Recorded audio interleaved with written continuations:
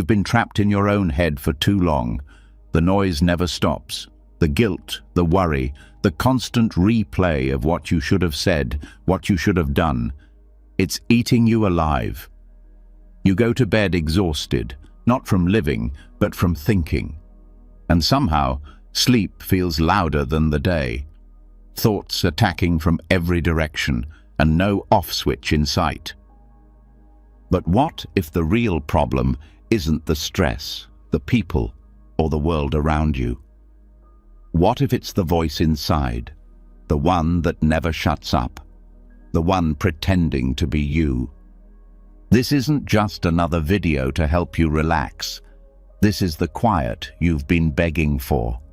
Not from outside, but from deep inside your chest.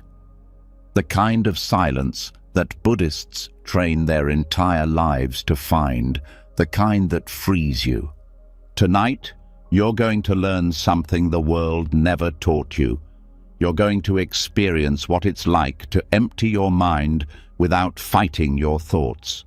And by the time this is over, something inside you will feel different, lighter, quieter, real. Stay until the end, because this isn't about escaping. It's about finally returning to the part of you that's been waiting in silence all along. But before the mind can be emptied, it has to be seen. Not controlled, not judged, just seen. There's a moment, a breath, a flicker of silence that lives just before a thought is born. It's not loud. It doesn't demand your attention. In fact, most people never notice it. But tonight, that's where we're going. Not into the thought, but into what comes before it. Into the space that thought tries to cover up. Into the pure awareness that's been with you all along. There's a part of the mind that doesn't speak. It doesn't have opinions. It doesn't argue. And it never tries to prove anything. It just knows. Not in words, not in pictures, but in a raw, quiet presence that existed before you ever learned to think. That's what Buddhism calls the space before thought. And it's not something you create. It's something you notice. A return, not an invention. That space is alive. It's where your peace lives. Not the peace that comes from fixing everything around you. Not the kind that shows up when the bills are paid or when people finally understand you. It's the kind that was there even before you had a name. It's the you underneath the noise, the one that doesn't have anything to prove. Most people live their entire lives reacting to thoughts. One shows up and they grab it. Another appears and they believe it. Then another pulls them somewhere they didn't mean to go.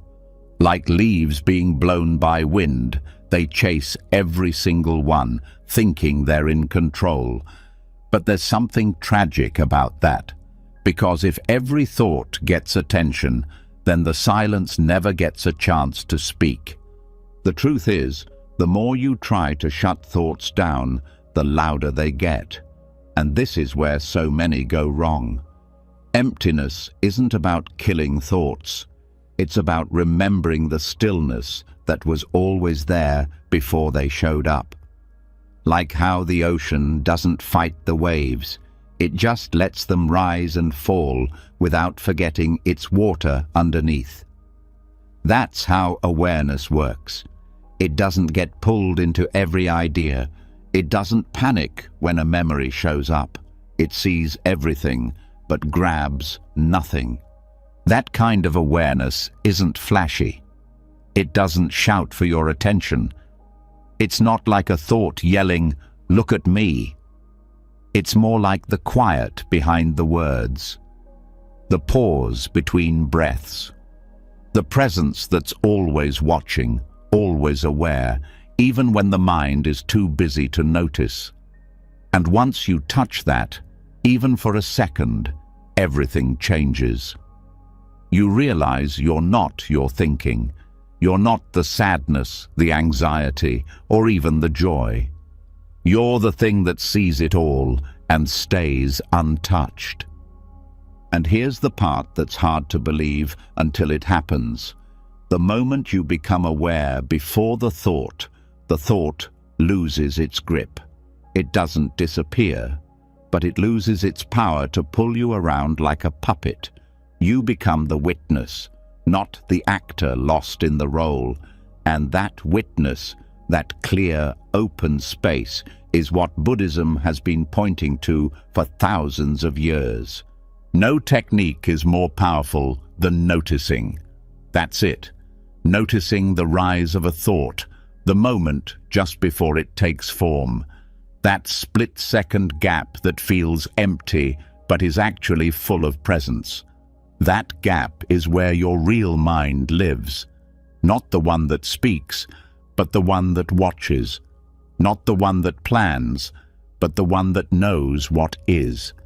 And when you rest there, everything slows down.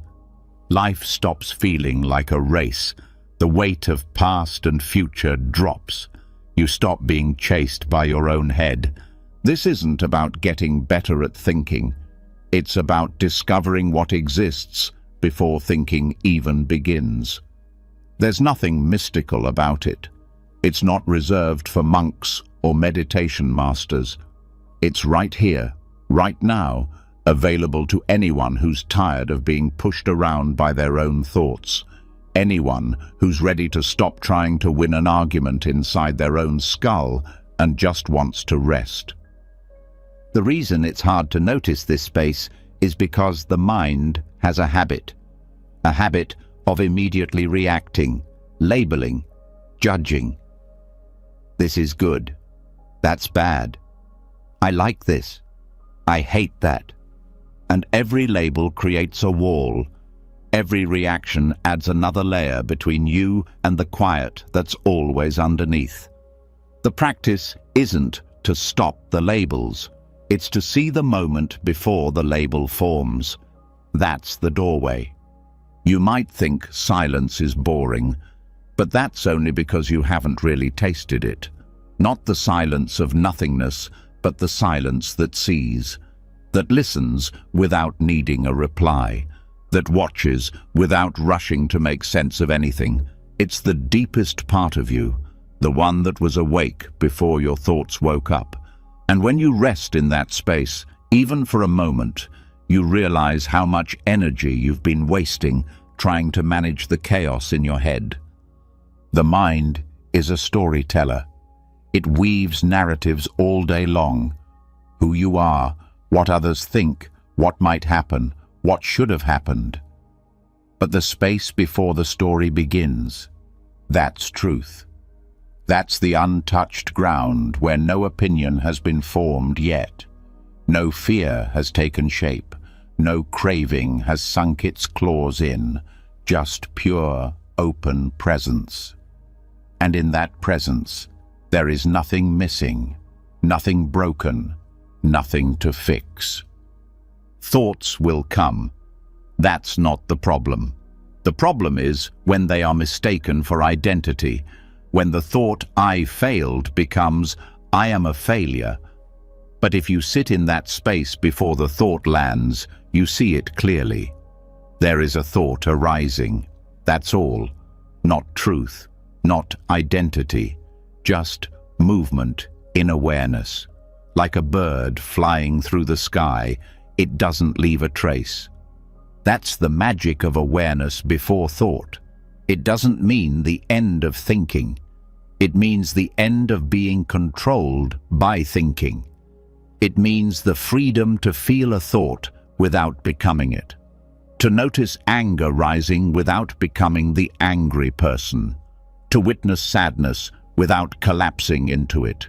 You become the open sky. Thoughts are just passing weather. The mind will resist this. It will try to grab your attention. It will scream for resolution, for clarity, for a plan.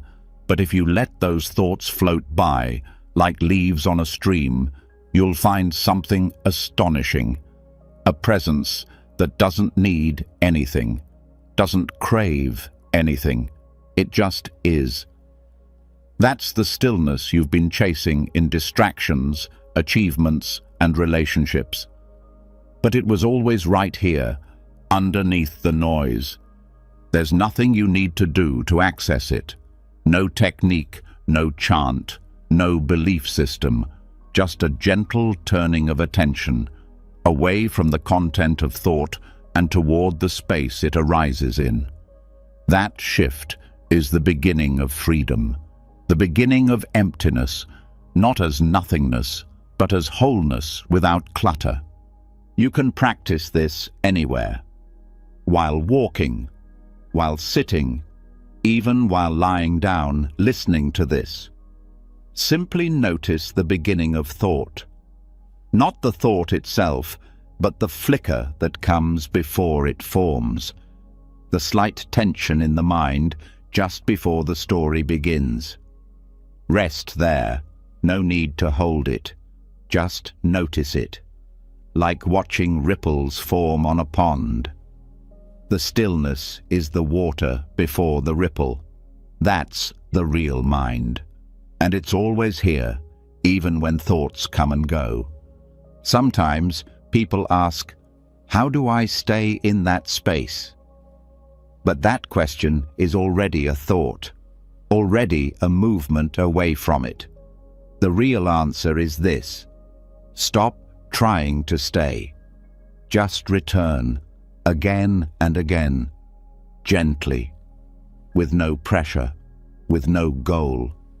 And every time you do, the gap becomes clearer. The stillness deepens, the noise softens, not because you forced it to, but because you stopped feeding it. You don't have to be perfect at this. You don't even have to be consistent.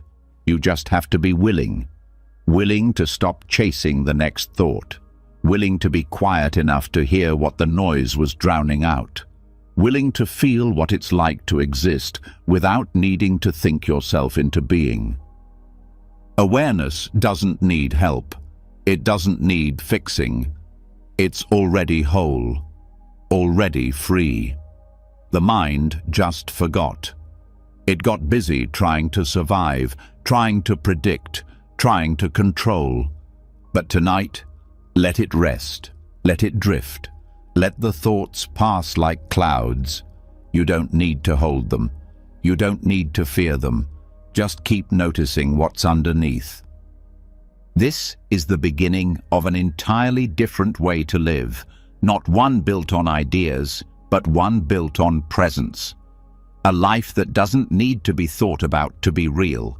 A life that starts in the space before thought and stays grounded there. And now that the mind is quieter, the breath slower, and the noise starting to fade, we can go deeper. Because this was only the first step, the first layer peeled back. There are still illusions to uncover, stories to let go of, patterns to dissolve. And in the next lesson, we'll go even further into the illusion that thought and thinker are one, and how breaking that illusion can give you a kind of peace that nothing else ever could. And now that we've started to feel what lives before thought, before noise, before identity, it's time to confront one of the greatest tricks the mind has ever played. A trick so subtle, so constant, that most people never see it. They carry it like a shadow, speak from it, suffer through it, and build their entire lives on it. It's the belief that the thoughts inside your head are you, that the thinker is real, personal, and in control. But what if that voice in your head is just noise pretending to be a person? There's a moment that breaks people open, not in a loud, dramatic way, but in a soft collapse, like a wave giving up its fight. It's when they realize, I am not my thoughts. Not, I shouldn't identify with my thoughts. Not, I try to detach. but a deep, irreversible knowing that every idea, every judgment, every replayed conversation is just passing through, and none of it belongs to anyone. Thoughts happen. That's it. They rise like wind and fall like silence. But the thinker? That's the illusion. Look at it closely. A thought appears. I'm not good enough. What makes that statement feel personal? It's not the words. It's the reflex to believe there's someone behind them, a thinker who created them, a self that owns them. But hold that belief up to the light, and it falls apart. Did you choose that thought? Did you build it from scratch? Or did it simply appear uninvited, like a bird landing on a branch? Most people live their entire lives like this. A thought arises, they attach to it, and it becomes their truth. I'm anxious instead of anxiety is here. I'm a failure instead of there's a thought about failure. But here's the truth that Buddhism has been whispering for centuries. Thoughts arise in awareness, but they are not the awareness itself. Just like a cloud floats through the sky, thought passes through the mind. The sky doesn't become the cloud. It just holds it and lets it pass. It's only when the thought is believed, when it's picked up and held like a precious possession, that suffering begins. That belief gives it power. But power isn't truth. Believing something doesn't make it real. And the thinker, the one who seems to be crafting every thought, it's not a person, it's just another thought. The thinker is a mental echo pretending to be the source. When you watch your thoughts closely, something strange happens. You start to see that they come from nowhere. They bubble up without permission. You don't decide them, they decide themselves. Thought after thought, like ripples in water stirred by unseen hands. And yet somehow each ripple says, "This is who you are," and we believe it. But here's the release. The one who believes, the thinker, is also a thought. Not a core, not a soul, not some fixed identity, just another appearance, another wave. And once that's seen, deeply seen, something inside relaxes. You stop trying to control your thinking. You stop needing every thought to make sense, because now you know the difference between thought and self. This isn't about pushing thoughts away. It's not about clearing your mind like scrubbing a dirty window. It's about sitting back and seeing that there's no one inside the thoughts. No little controller pulling levers. Just activity, just motion. You can be aware of a thought, just like you can be aware of a sound or a sensation, but you are not the sound, you are not the sensation, and you are not the thought. The belief in a thinker makes everything personal. A thought about failure doesn't hurt until it becomes my failure. A memory of pain doesn't burn until it becomes my pain. But what if there's no my in it? What if the pain is just pain, the thought just a thought, and the story just passing scenery? The ego is the story that glues all these thoughts together and calls it a person. But without belief, the glue dries up. The self unravels. Not in a scary way, but in a freeing one. The burden of being someone starts to melt. There's no role to perform, no image to protect, no narrative to defend, just presence. And that presence, the one that watches, never speaks in words. It doesn't have a voice. It has no opinion. It just sees, clearly, calmly, constantly. That's who you are underneath the noise, not the thinker, not the story, but the witnessing stillness beneath it all. When a thought appears and says, "I'm overwhelmed," awareness doesn't argue. It doesn't deny. It just sees. The thought comes, the thought goes. No need to grab it, no need to fight it. Just watching, just silence. That's what empties the mind. Not suppression, not control, but understanding. Meditation in Buddhism is not about achieving a blank mind. It's about watching the mind so closely, so honestly, that the illusion of a central thinker starts to dissolve. You don't become free. You realize you were free all along. Only the belief in the thinker kept you prisoner. People spend decades searching for peace while carrying the one thing that blocks it, the belief that they are the voice in their head. But that voice isn't even consistent. One moment it says you're great, the next it says you're worthless. One moment it wants success, the next it wants to give up. And yet we believe every word as if it came from some all-knowing source. But tonight, you get to step back. You get to watch without attaching. To hear the voice but not obey it. To feel the thought but not turn it into a life sentence. That's not denial. That's liberation. Liberation from the endless identity performance. Liberation from needing to fix every mental movement. Liberation from the inner critic, the planner, the worrier, the judge. All just thoughts, none of them you. Thought is a tool. Like fire, it can warm or burn. But when you confuse the flame for the firekeeper, you start chasing smoke. You start arguing with your own mind, hoping it will finally say something kind. But it doesn't need to. You can hear it and let it pass. You can see it and stay rooted. That's the power of knowing. The thinker is not real. And this isn't some distant enlightenment goal. You don't have to sit in a cave or chant for hours. Just try this. The next time a thought shows up, pause. Feel the space between its appearance and your reaction. That space is you.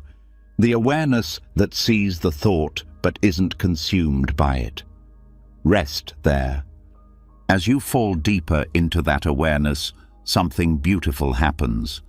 The inner dialogue begins to fade, not because you silenced it, but because you stopped believing in its author. And when the author disappears, the story loses meaning. The mind begins to rest, like a lake finally calming after a storm. Clear, still, deep. The most peaceful moments don't come from answers. They come when the questioner disappears, when the internal chatter slows, when there's no one left trying to explain, justify, or prove. Just breath, just presence, just now. Thoughts will still come. That's not a failure. It's nature. But now, they don't define you. They don't possess you. They're like wind brushing your skin. Felt, but not feared, not followed, not made personal. The more you rest in this knowing, the quieter the mind becomes. Because what the mind really wants isn't attention, it's understanding. And now that you understand it's just movement, just energy passing through, it stops needing to scream. This is what empties the mind. Not force, not control, but the clear seeing that thought is not the thinker. That the stream is not the swimmer. That awareness was never a thought to begin with. It just is. Silent, unshaken, free. And now that the illusion of the thinker has started to fall apart, something strange begins to reveal itself. Even when thought loses its grip, another layer of noise remains. It's quieter, more subtle, but just as powerful. It's not screaming in full sentences. It's not forming strong opinions. It's doing something far more dangerous. It's labeling everything. The mind doesn't just think, it names. It sees a tree and immediately says, "Tree." It feels an emotion and instantly calls it anger or fear. It meets a stranger and throws a label like kind, weird, or not my type before the moment has even fully formed. This automatic naming happens so fast that most people live their entire lives never experiencing anything directly. Just the labels, just the mental shortcuts. And those shortcuts keep the world small, the self rigid, and the mind full. This is where a massive part of mental clutter hides. Not in dramatic thoughts, but in the constant background noise of interpretation. The brain turns every raw moment into a file. And in that filing process, the aliveness of the experience gets smothered. The more names something gets, the less we see what it actually is. Buddhism has always warned about this trap, because the moment you name something, you stop being curious about it. This is sadness. Done. That's a bird. Done. He's annoying. Done. But what if the sadness isn't just sadness? What if that bird isn't just a bird? What if annoying is actually covering up 100 other things you're feeling? The truth is, naming locks the moment into a concept. And concepts are recycled versions of reality, not reality itself. The danger of labeling isn't that it's wrong, it's that it becomes invisible. The mind starts believing it sees the truth, when all it sees are symbols. And this creates distance. Distance between you and the raw energy of the world. Between you and your emotions. Between you and the person sitting across from you. You're not seeing them. You're seeing your mind's shortcut version of them. And suddenly, life becomes a slideshow of assumptions. Language is a tool, but when the tool starts running by itself, it builds walls. Every time something is named, it's pinned down, it's frozen, it's boxed, and soon the whole world is reduced to a series of categories like labels on jars: safe, predictable, and dead. There's no wonder, no awe, no depth in a life that's constantly filtered through names. This is what Zen practice tries to point at with koans and paradoxes. It's not about confusing the student. It's about shaking them out of the habit of relying on logic and labels. It's about breaking the need to define everything. Because the moment something is defined, it stops moving. And truth is always moving, always changing, never something that can fit inside a word. Direct experience doesn't have a name. The taste of tea before you call it bitter.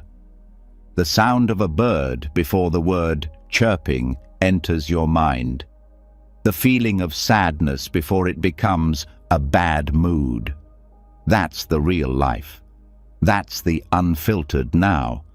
And that's the place where the mind begins to empty. This doesn't mean you should stop speaking or never use words. It means you start seeing language as a layer, not the thing itself. You start noticing when a label sneaks in and cuts you off from the richness of the moment. You stop mistaking the map for the territory, and slowly, the mental clutter starts to fall away. Most people think clutter is just too many things, but mental clutter is too many names. Too many frozen ideas about what life is, what people are, what you are, and each one adds to the noise. Each label becomes another layer you have to peel back just to feel alive again. Try this. Next time you see something, anything, don't name it. Just feel it. Just look. Just sense it without the need to call it anything, and watch what happens. Suddenly, colors become brighter, sounds become deeper, time slows down, because the mind isn't busy summarizing. It's not rushing to file the moment away. It's finally here, fully. The labeling mind is fast. It doesn't like silence. It doesn't like mystery. It wants answers, categories, identities. But the more you feed it, the more rigid life becomes. The more you practice dropping the label, the more flexible the mind becomes. And in that flexibility, peace grows. Because you're no longer trying to trap the world in words. Language isn't the enemy, but unconscious language is. When the brain becomes addicted to defining everything, you stop experiencing the beauty that lives in not knowing, and that not knowing is sacred, because it leaves space for awareness, space for stillness, space for real connection. Try not naming your emotions next time they rise. Instead of calling it sadness, just feel the raw texture, the sensation in the chest, the tightness in the eyes. No need to write a story about it. No need to explain or justify. Just be with it.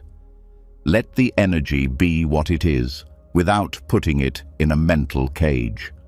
You'll be surprised how quickly it softens when it isn't being narrated. The same goes for people. If you stop labeling someone as this kind of person, you start seeing them fresh, every time.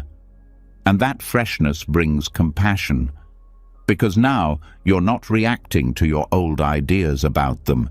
You're meeting what's actually in front of you, not the label, the life behind it. Children do this naturally. Before they learn all the words, they experience everything directly. They don't say flower and move on. They stare, they touch, they wonder. That openness is still inside you.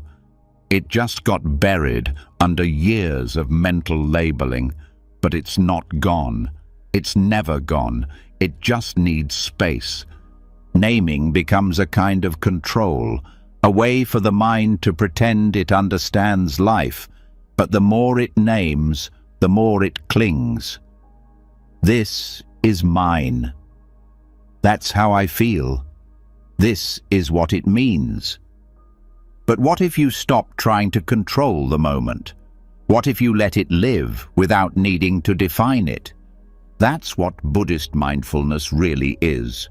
Not perfect focus, not constant calm, but raw presence.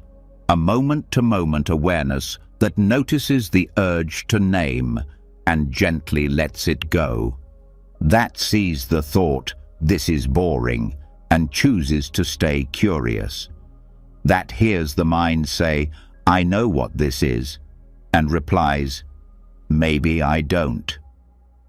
Because the truth is, we don't really know anything, not deeply, not totally. And that's not a weakness, it's a doorway. The moment you admit, "I don't know," your mind stops racing. It stops preparing, it stops filtering, and in that stop, the noise fades. Without naming, your body starts to speak louder. You feel things more fully. The breath deepens, the muscles relax. You become more present because the mind isn't trying to label or fix the experience. It's finally quiet enough to listen. This is how the grip of conceptual thinking begins to loosen, not by fighting language, but by seeing through it, by remembering that a label is just a sound, a pointer, not the thing itself. The more you return to the raw experience, the more freedom you find. And in that freedom, the mind starts to empty. Not because you shut it down, but because you stopped filling it with names. You stopped believing that every moment needs to be explained. Some moments just need to be lived, fully, wordlessly.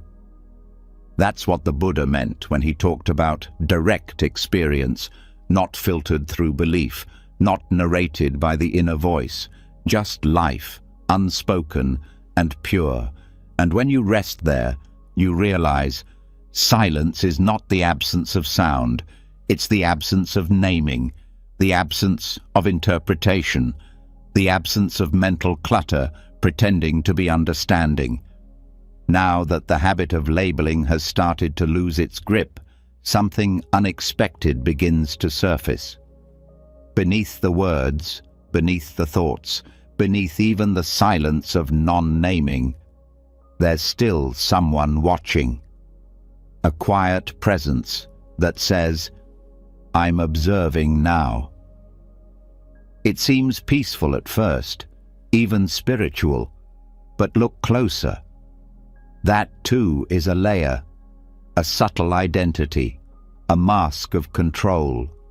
And the mind, clever as it is, hides behind this mask thinking it has found freedom. But what if the one who watches is just another role? What if holding on to the observer is the final trap? This is where the path gets subtle, even strange.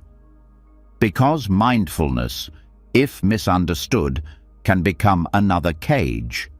It starts with awareness, learning to see the thoughts without following them, to witness emotion without being pulled into it. And that shift is powerful. It breaks identification. It loosens suffering. But something quiet and dangerous can happen next. The ego adapts. It puts on a new costume. I am the witness, it says. I am the one who watches calmly. And without realizing it, you've built a new identity out of detachment. It's peaceful, but it's tight. There's effort in it, a constant holding of attention, a gentle pushing away of experience, a subtle judgment about what should or shouldn't be happening. Watching becomes a job, the watcher becomes the boss, and freedom slips quietly out the back door, because true emptiness doesn't need a witness. In fact, emptiness only fully opens when there's no one left watching at all. Letting go of the observer is terrifying at first, because it feels like surrendering your last bit of control, the last thread of self. But that thread is still tension, it's still separation. And as long as the observer remains, there's always a gap between life and the one experiencing it. A split, a distance, and in that gap, suffering finds a way in. The Buddhist masters warned about this. They spoke of the watcher trap, where meditation turns into surveillance, where presence becomes stiffness, where attention turns into a silent effort to remain above the experience. But real presence doesn't hover. It dissolves, it merges, it disappears completely. There's a kind of watching that isn't coming from a person. It's just awareness, natural, wordless, free of a center. It doesn't say, "I'm here now." It doesn't claim insight. It doesn't hold a position. It just is. And that's the difference. The observer claims. True awareness doesn't. The observer separates. True awareness includes. The observer watches, like a parent watches a child. Awareness simply experiences, without commentary, without ownership. To let go of the observer is not to lose awareness. It's to lose the idea of being the one who's aware. It's to drop even the subtle I that says, "Look how present I am." It's not a movement you make. It's a soft falling back, a dissolving, a giving up of control so complete that even the one who lets go disappears. This is the final letting go, because every layer before this had something to release: a thought, a label, an identity. But this one asks for everything, even your idea of yourself as the spiritual one, the mindful one, the seeker, the awakened. All of it has to go. And what's left isn't emptiness as absence. It's emptiness as fullness, life without edges, awareness without an owner. That shift cannot be forced. It happens when the watching becomes too heavy, when mindfulness turns into tension, when the one trying to be present finally gets tired. So tired, it lets go. Not because it wants to, because it has no energy left to hold on. And in that collapse, in that surrender, silence returns. Not the silence of effort, but the silence of no one being there. Even now, part of the mind may be trying to understand this, to grasp it, to prepare to experience it. That's normal. That's just the observer tightening its grip, trying to stay in charge. But this isn't something to understand.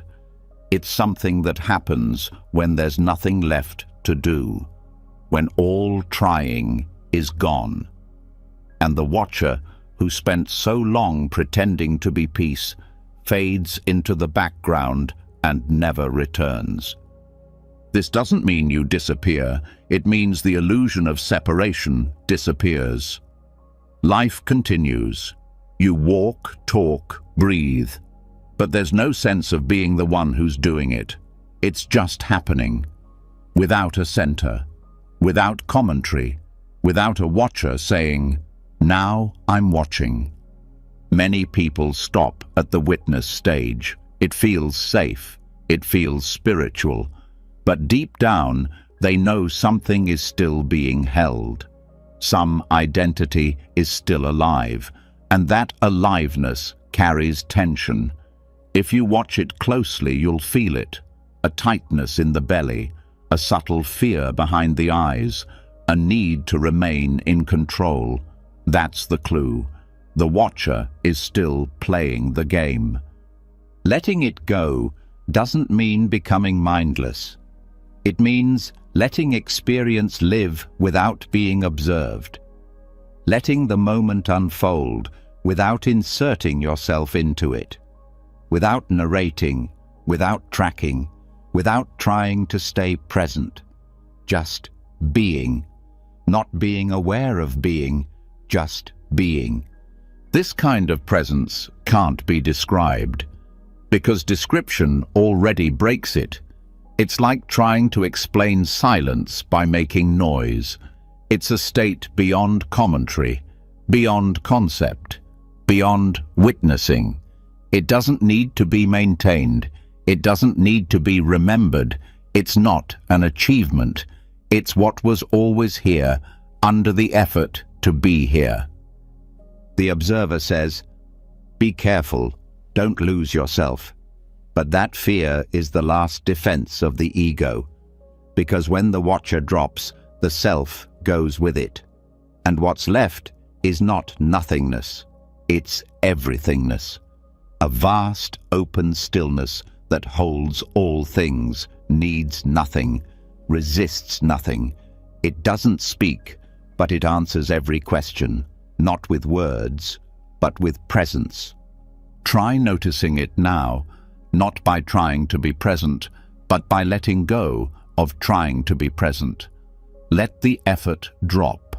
Let the one who watches rest. Let the attention dissolve into the experience itself. Not watching the breath, being the breath. Not watching the moment, being the moment. You don't need a self to experience this. In fact, the self is what prevents the experience. The watcher is like a finger pointing at the moon, useful at first, But at some point, it has to be put down. Otherwise, you keep staring at the finger and miss the moon completely.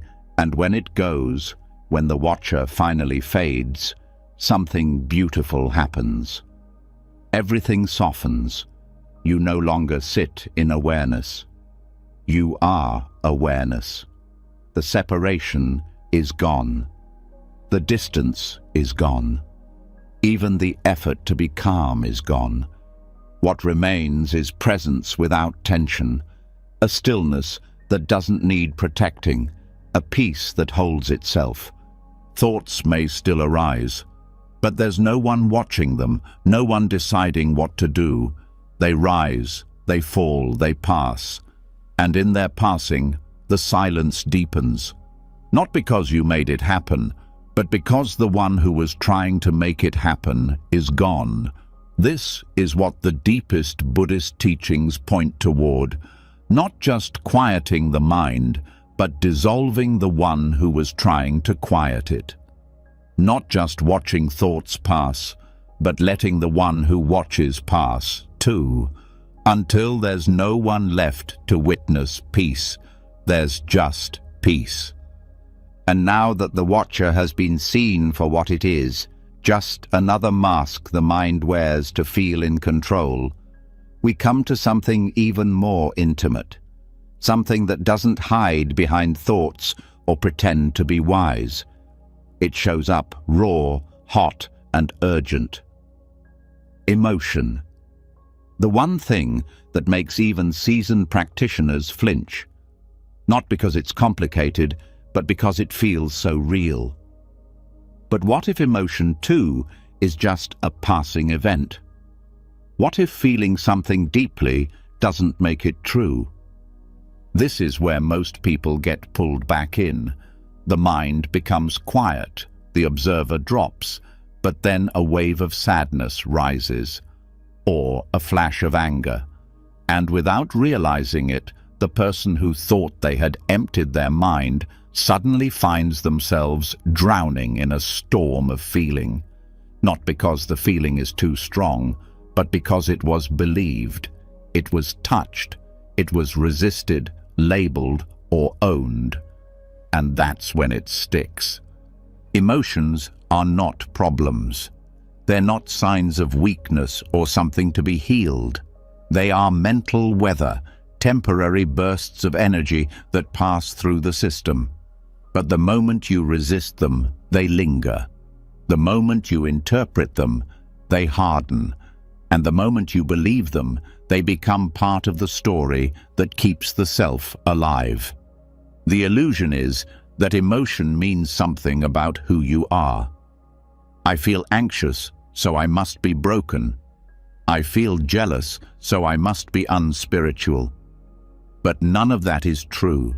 Emotion isn't personal.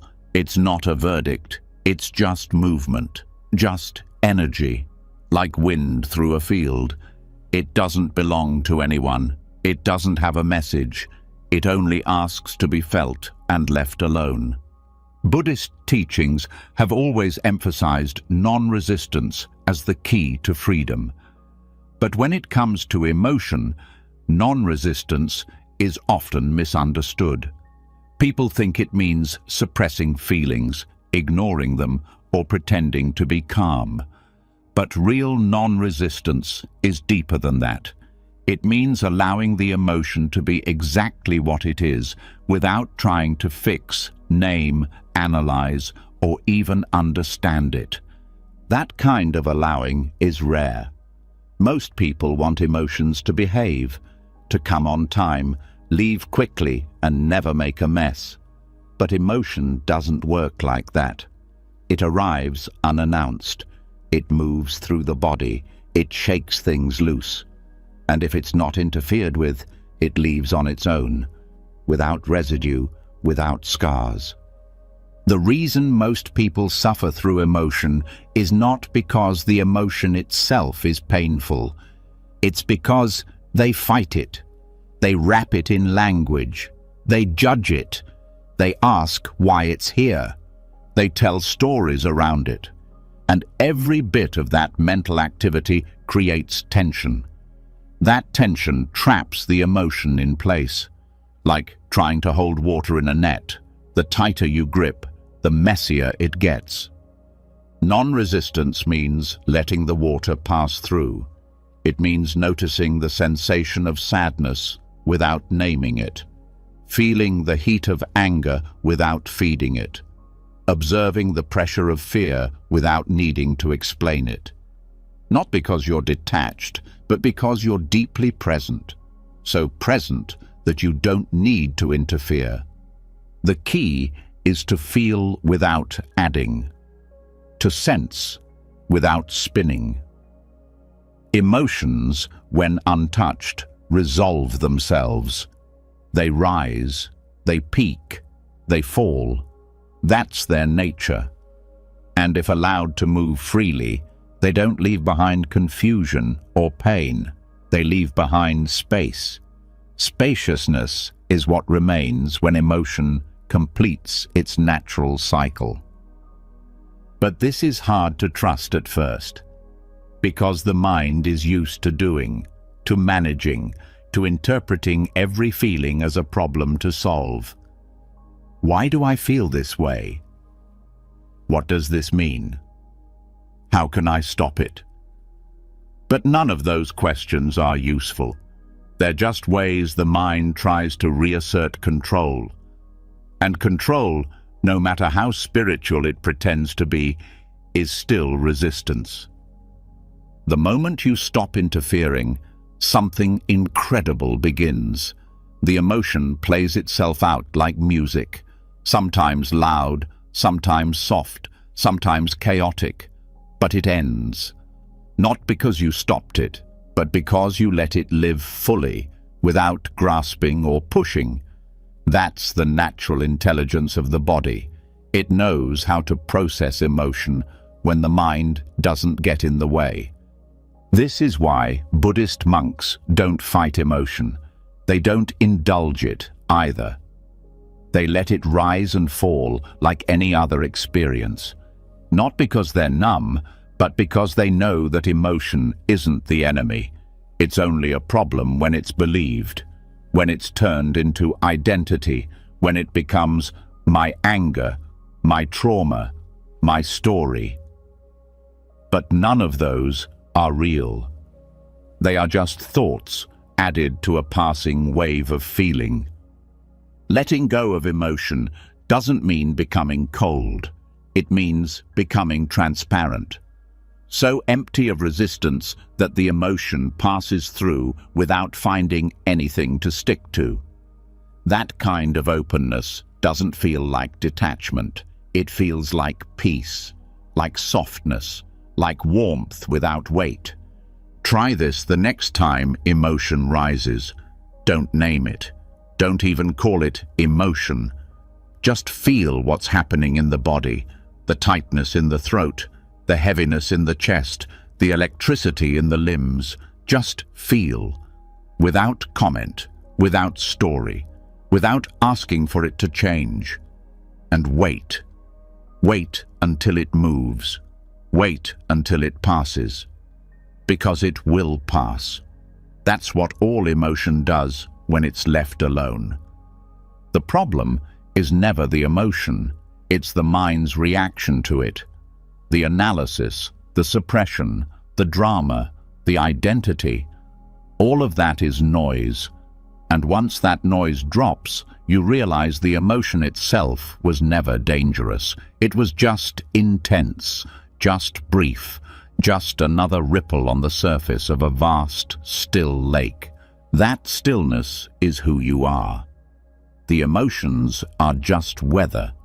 And when you stop trying to control the weather, you get to enjoy the peace of the sky behind it. That's what Buddhist practice points toward. Not a life without emotion, but a mind that no longer makes emotions into a problem. You can't stop waves from rising, but you can stop surfing them. You can sit on the shore and let them crash and fade. And in that sitting, in that patience, in that openness, something begins to shift. The emotions lose their edge, their urgency fades, not because they're gone, but because you're no longer feeding them with attention, resistance, or identity. This kind of practice brings a different kind of strength. Not the strength to hold things in, but the strength to let them move, to feel everything fully and yet not be shaken. That's not indifference, that's clarity, that's presence. That's the kind of peace that doesn't depend on mood or emotional weather. It's steady, grounded, alive. And in that peace, the mind finally finds rest. Because it's not being used to resist anymore, not being used to control, just being.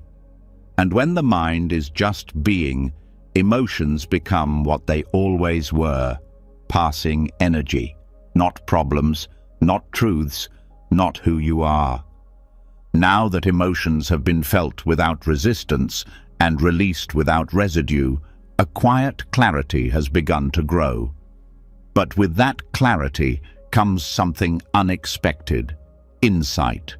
Realizations begin to form, patterns become visible, the mind starts collecting lessons, pieces of truth, bits of transformation, and here, without noticing, another trap begins.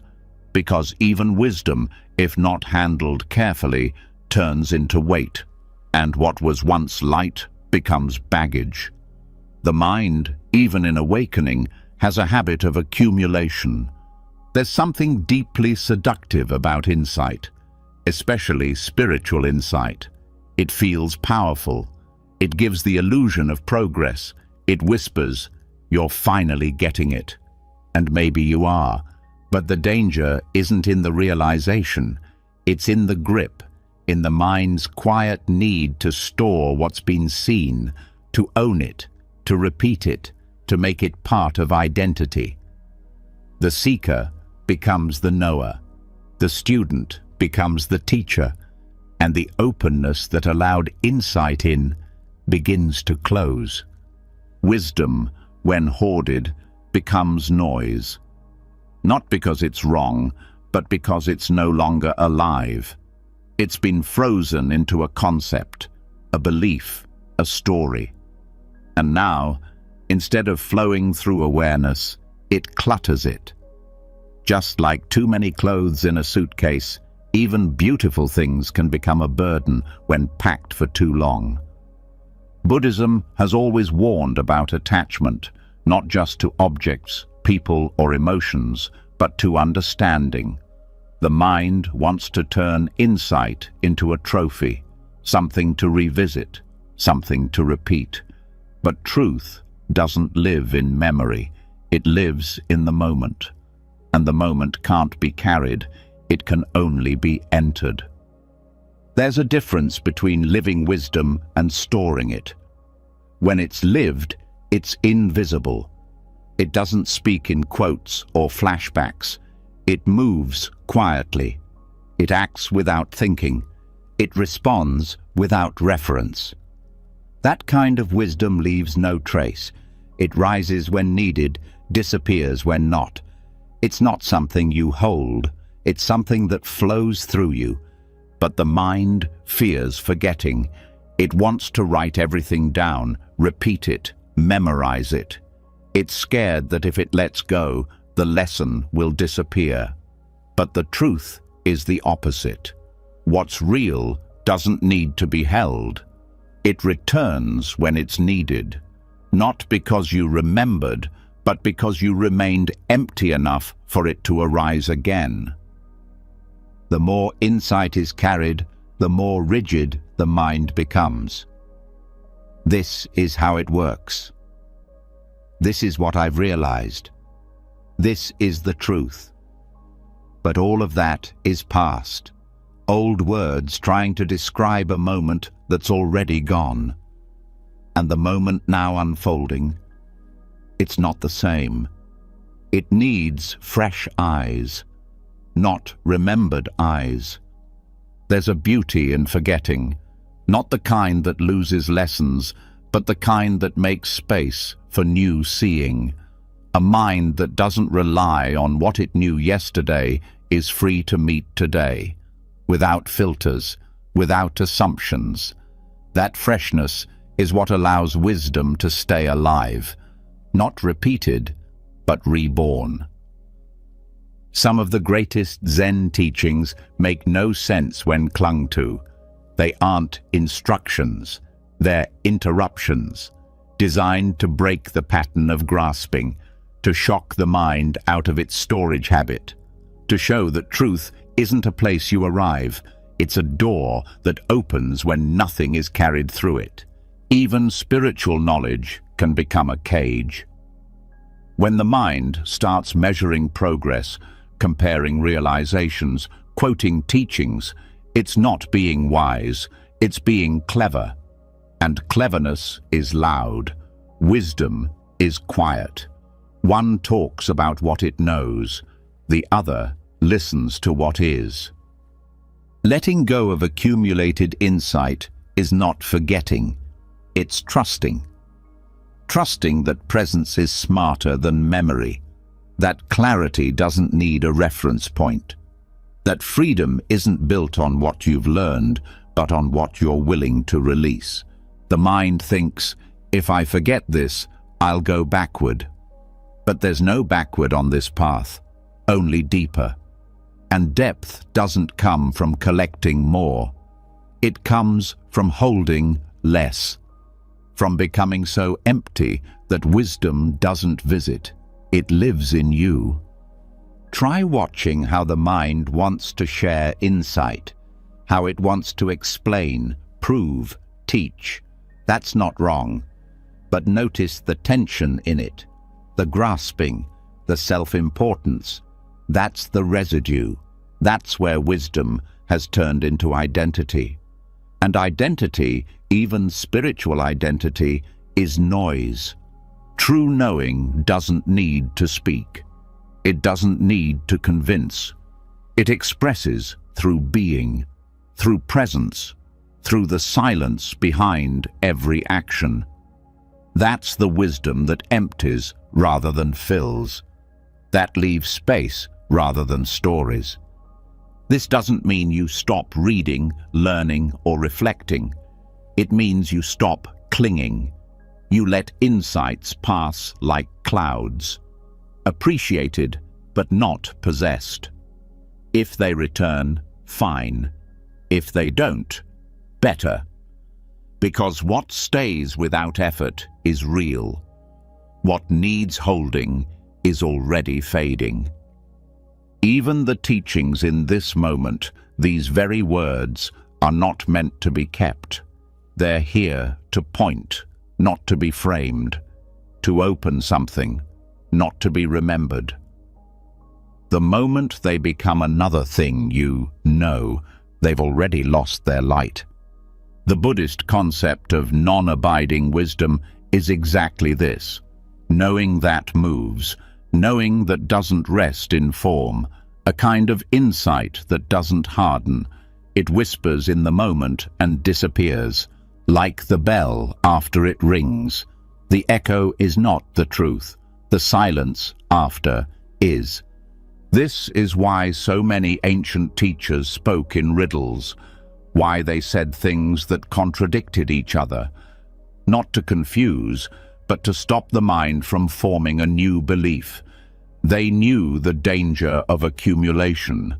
They knew the mind would turn truth into doctrine, and doctrine into armor. But real freedom has no armor. It's soft, naked, empty. Try letting go of even your best realizations, the ones that changed you, the ones that made sense of your pain. Let them dissolve, not because they weren't true, but because truth doesn't need a frame. It just needs space. The mind will resist. It will say, "But I worked hard for these insights." That's fine. Let it grieve. Then let it rest. Because what's real can't be lost. And what can be lost was never meant to stay. A peaceful mind is not a mind full of answers. It's a mind that no longer needs them. A mind that walks into the moment without baggage, without concepts, without needing to understand everything before it's felt. That kind of mind doesn't just live Buddhism, it is Buddhism. Not because it knows the teachings, but because it reflects their spirit. A spirit of surrender, of emptiness, of being so free from needing to be right that truth flows effortlessly. Now that the grip on insight has loosened and the mind is no longer trying to hold wisdom like a possession, something beautiful begins to reveal itself. Action. Not the kind driven by thought or choice, not the kind planned by mental strategy, but a pure movement that rises from stillness itself. This is the next doorway. Action without the thinker, movement without mental noise, life unfolding through the body without interference from the mind. Zen calls this the still mind that moves, and it changes everything. There is a peace deeper than silence. It's the peace that remains untouched even when you're walking, cooking, cleaning, or speaking. Not because the world has gone quiet, but because the noise inside you has stopped claiming ownership of everything you do. Monks train for years not to learn this, but to unlearn everything that gets in its way.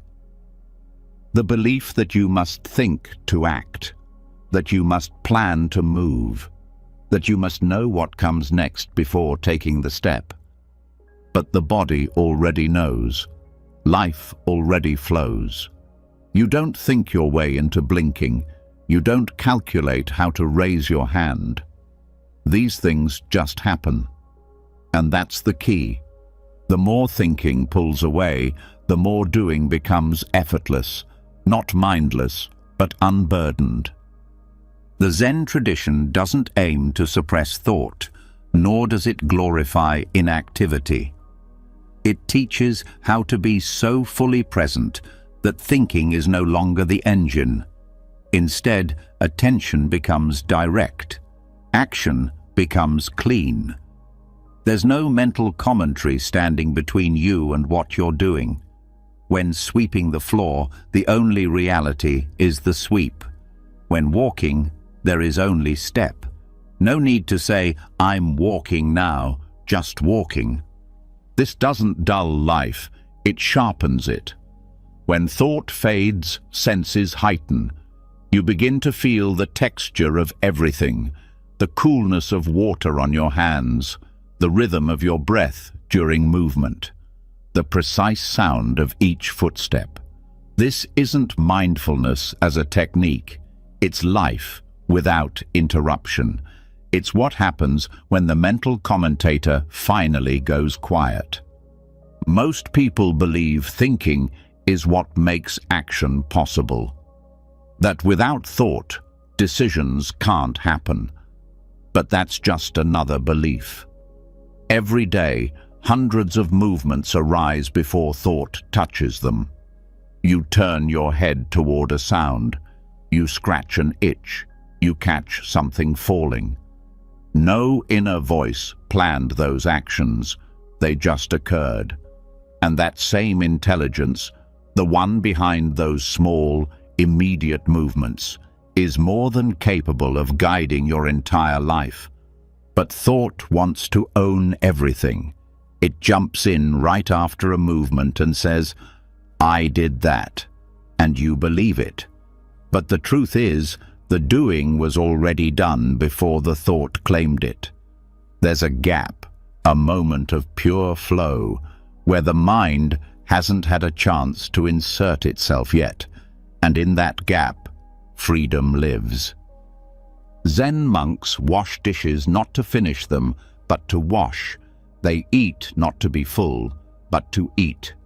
Each act is whole, not a means to an end, not a distraction, not a task on a list, just a complete experience unfolding in the now.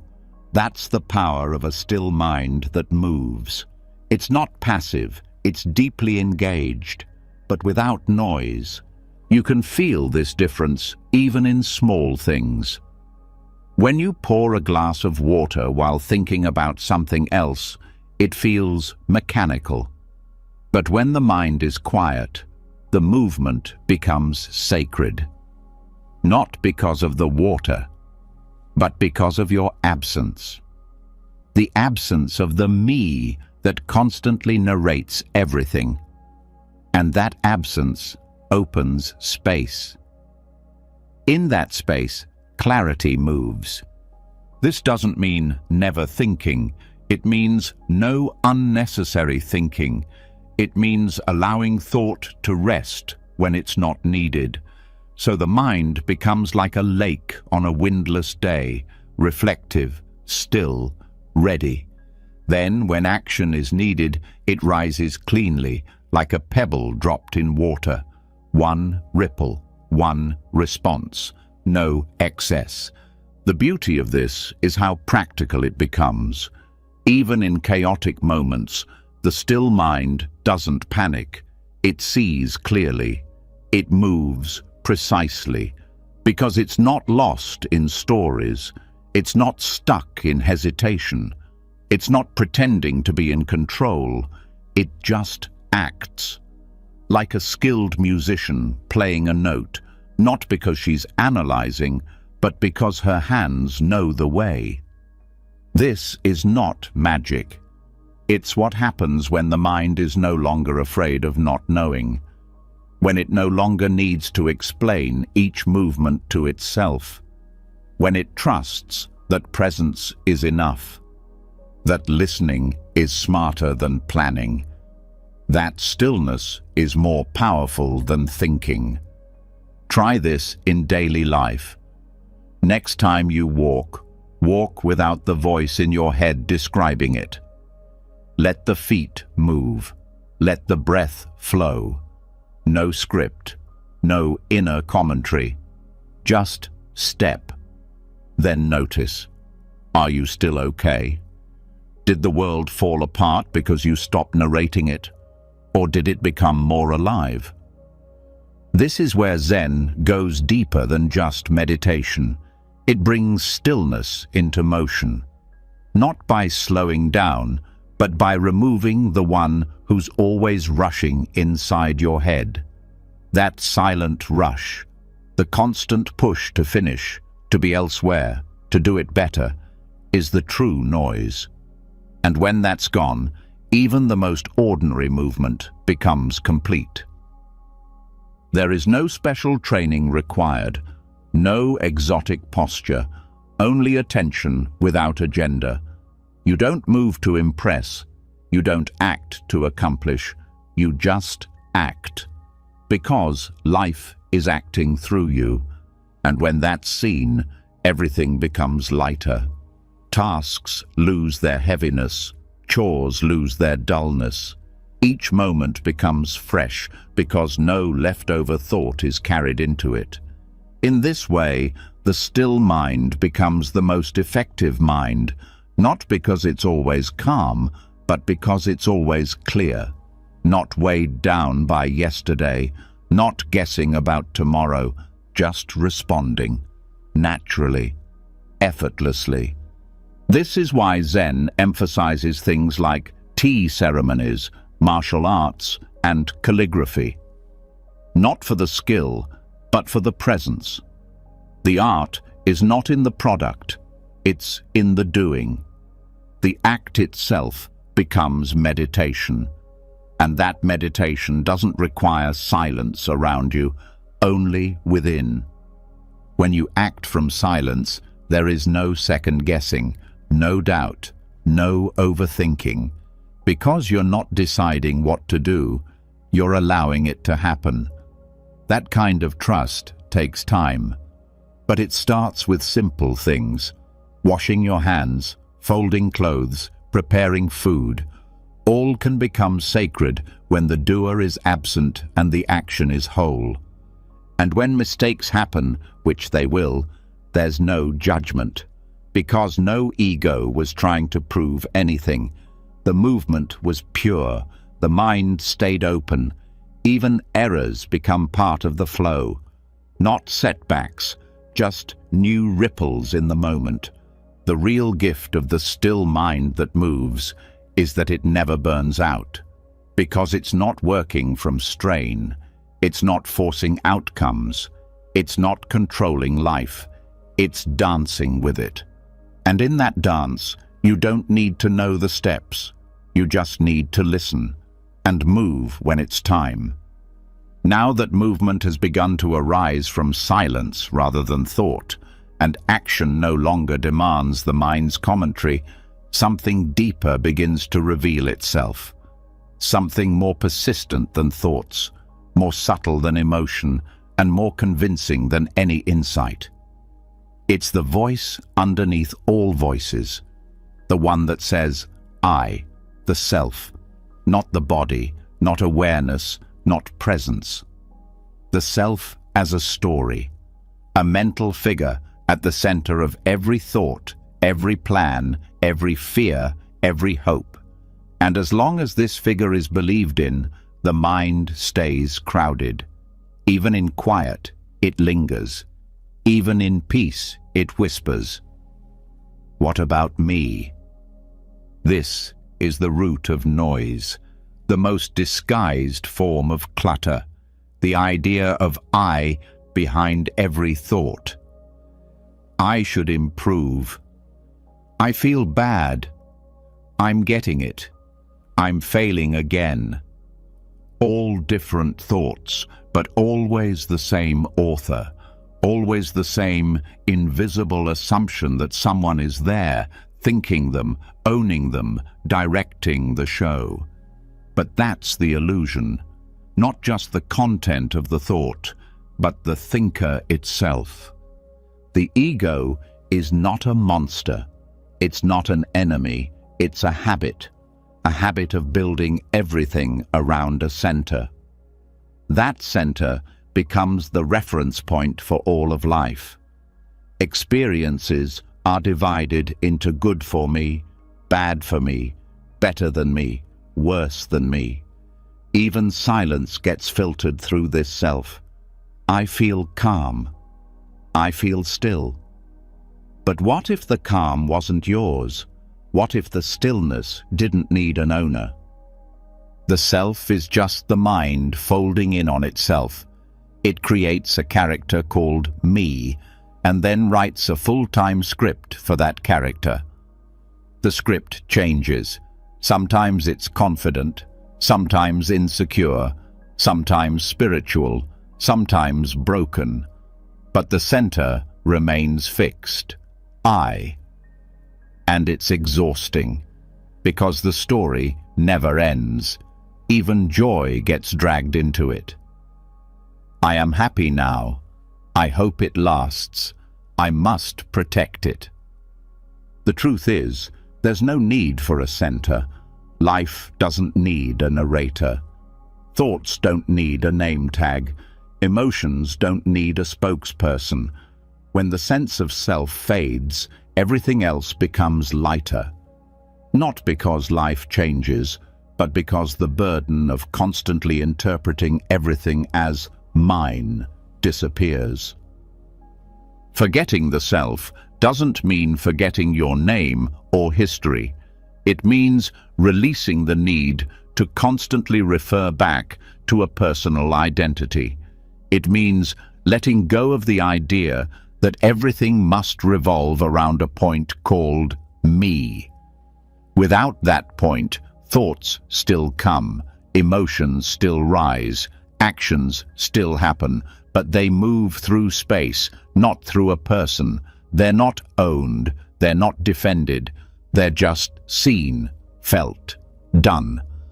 This is why ancient teachings pointed to selflessness not as morality, but as freedom. Because as long as there's a self, there's tension. There's fear of loss, fear of failure, fear of not being seen. Not because those things are real, but because the I makes them real. The self needs a future to protect and a past to defend. Without those, it loses its grip. Buddhism doesn't say the self is bad. It says the self is empty. Empty of fixed shape, of permanence, of true substance. But the mind doesn't like emptiness. It fills it with stories. It keeps gluing I onto every experience. I'm getting better. I've fallen back. I need more time. But all of those are just thoughts, not truths, not evidence of a solid self.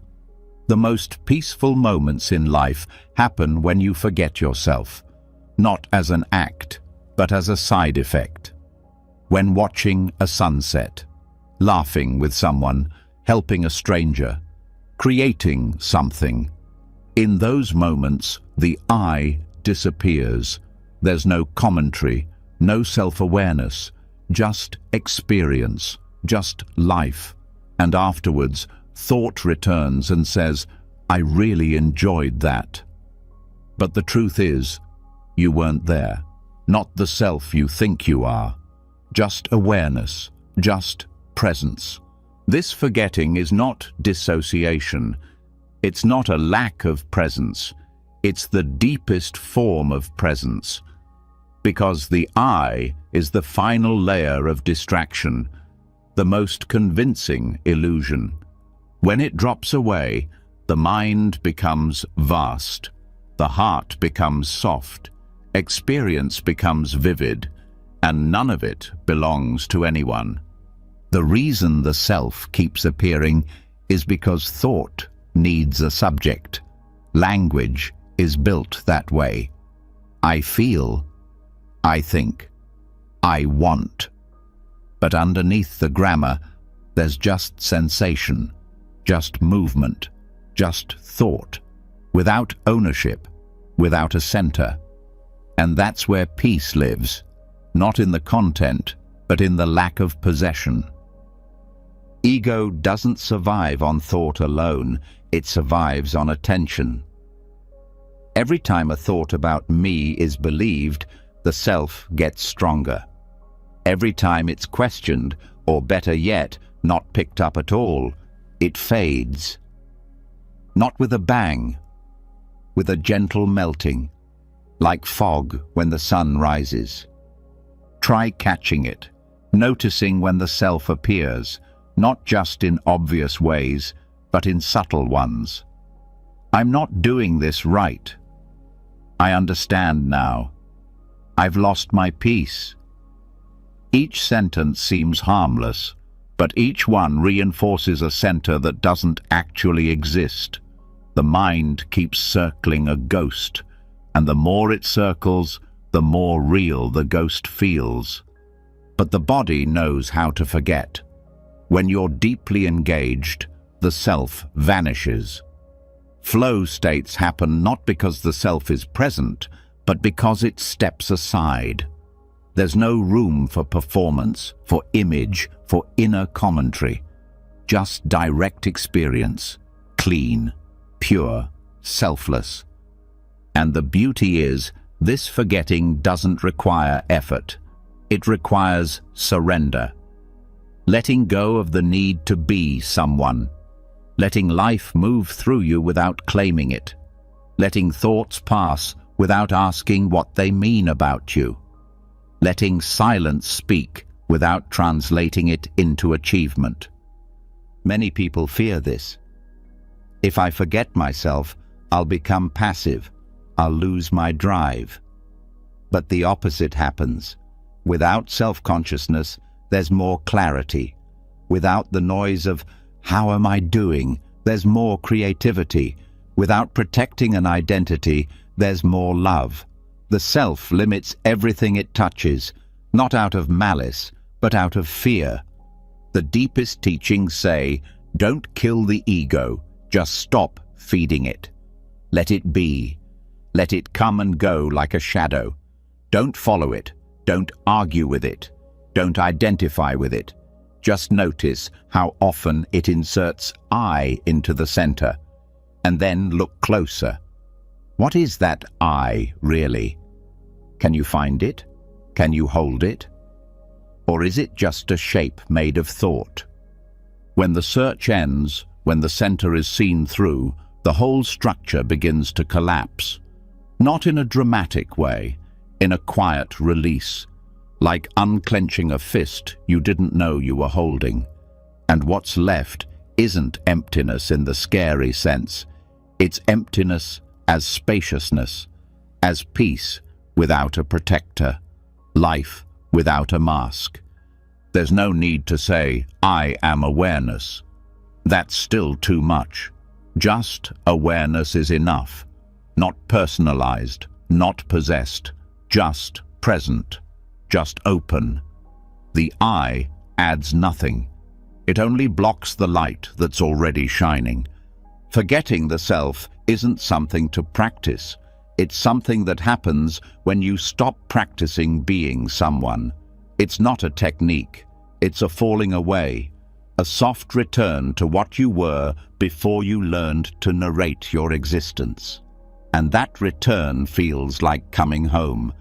Now that the self has begun to fade and the center of I is no longer the loudest voice in the mind, something rare becomes possible, a state where action, attention, and silence become one. This is where form becomes a gateway, not a distraction, not as a technique or a performance, but as a surrender to pure presence. When the hands move without ownership, when beauty flows without the artist. This is the world of no mind. And in Zen, it's expressed not just in stillness, but in brush strokes, in tea, in motion. Here, even art becomes a path to emptiness. There's something unique about the way Zen treats form. It doesn't ask for perfection, it asks for absence. When a monk picks up the brush to begin calligraphy, the goal is not a flawless character. It's a mind so still that the ink flows without resistance. The paper doesn't receive decoration, it receives presence. If the mind interferes, the stroke reveals hesitation. If the ego shows up, the line loses its power. But when no one is there, when thinking vanishes, the mark becomes alive. No mind isn't about removing intelligence, it's about removing interference. The kind of interference that questions, judges, hesitates, or tries to control. When those layers are gone, the body moves on its own. The hand becomes part of the breath. The action doesn't come from planning, it arises directly from awareness. The brush doesn't express the artist, it expresses the moment. This kind of expression can't be taught through instruction, it has to be felt.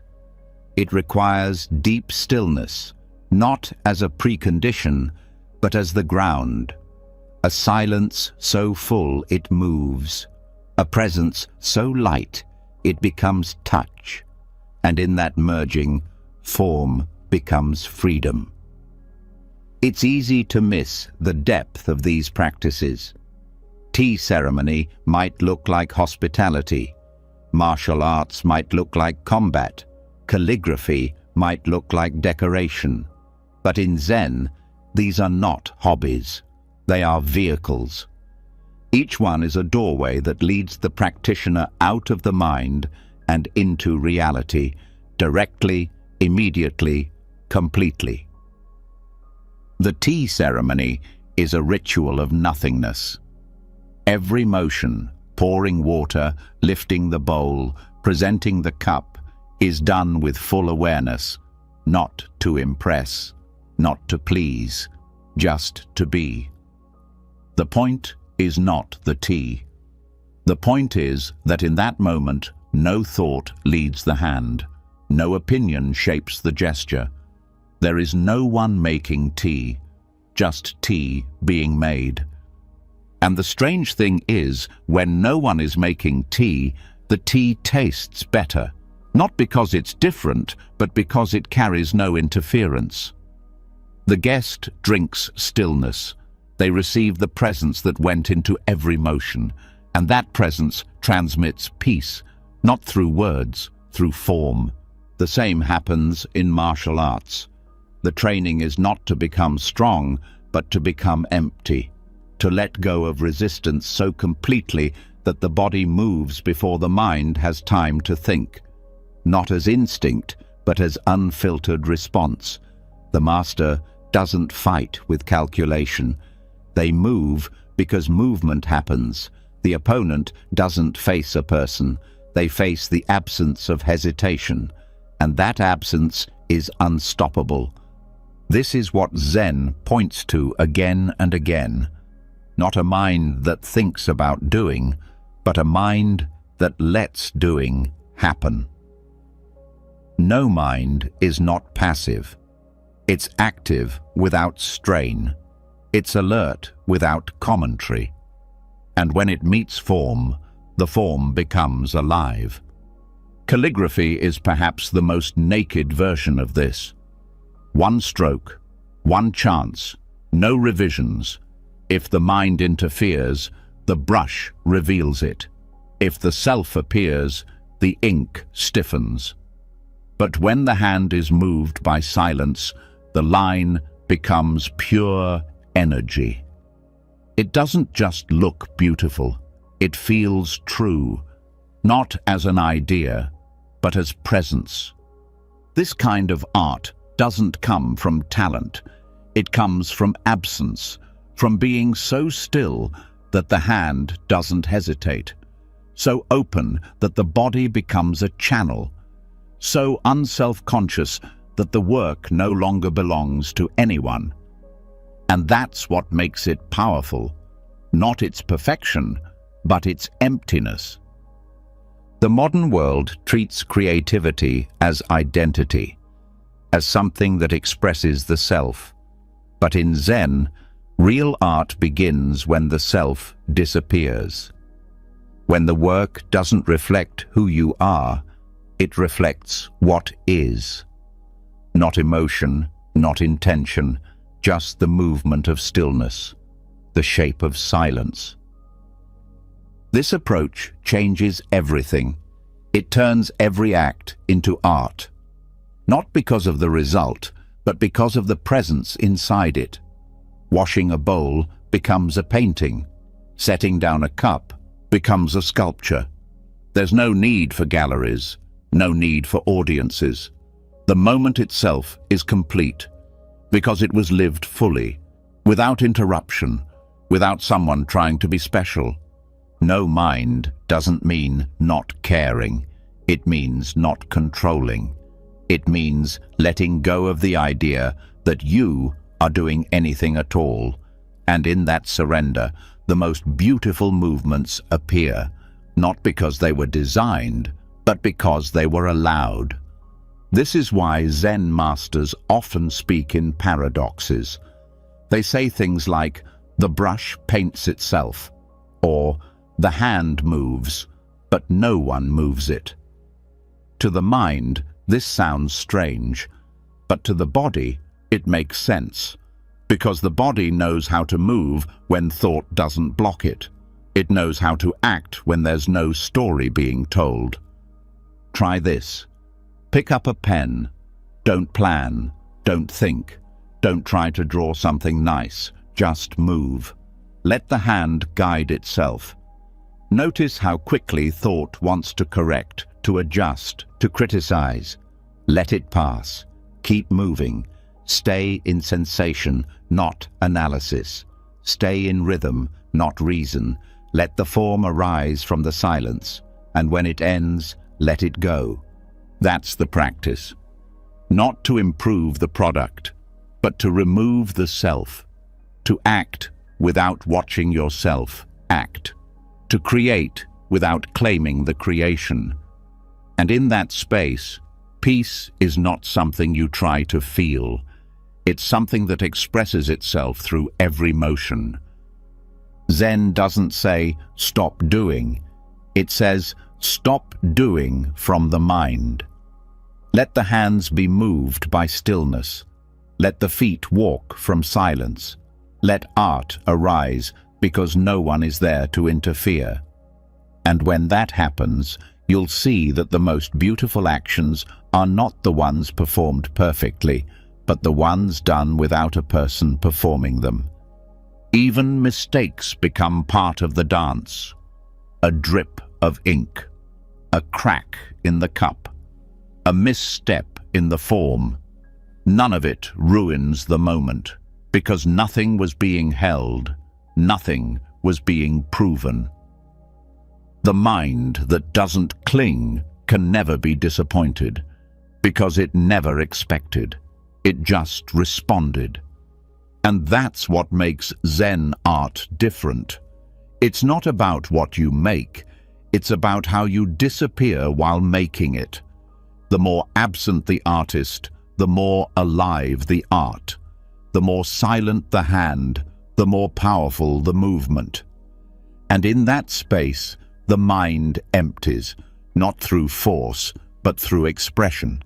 Not by avoiding form, but by going so deep into it that no one remains to claim it.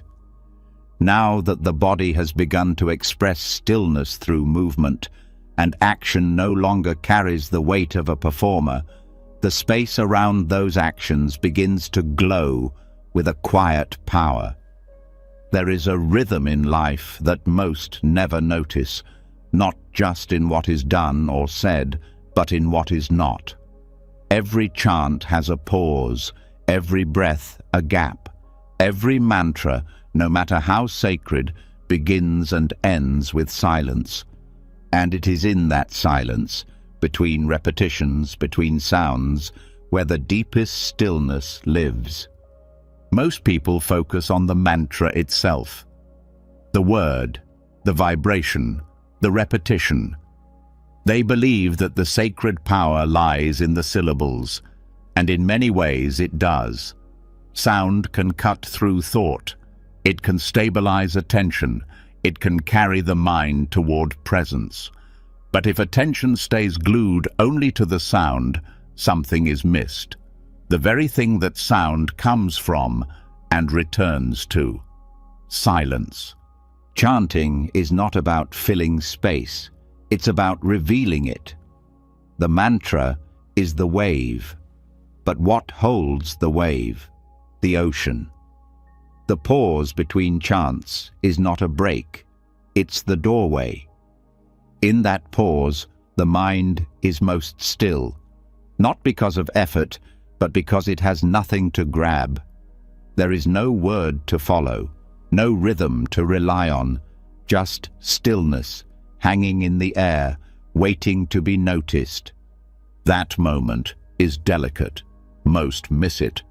They rush to the next repetition, afraid of losing momentum.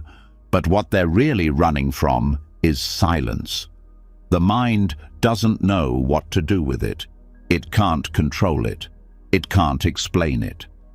So it fills it with more sound, with more repetition, with more doing.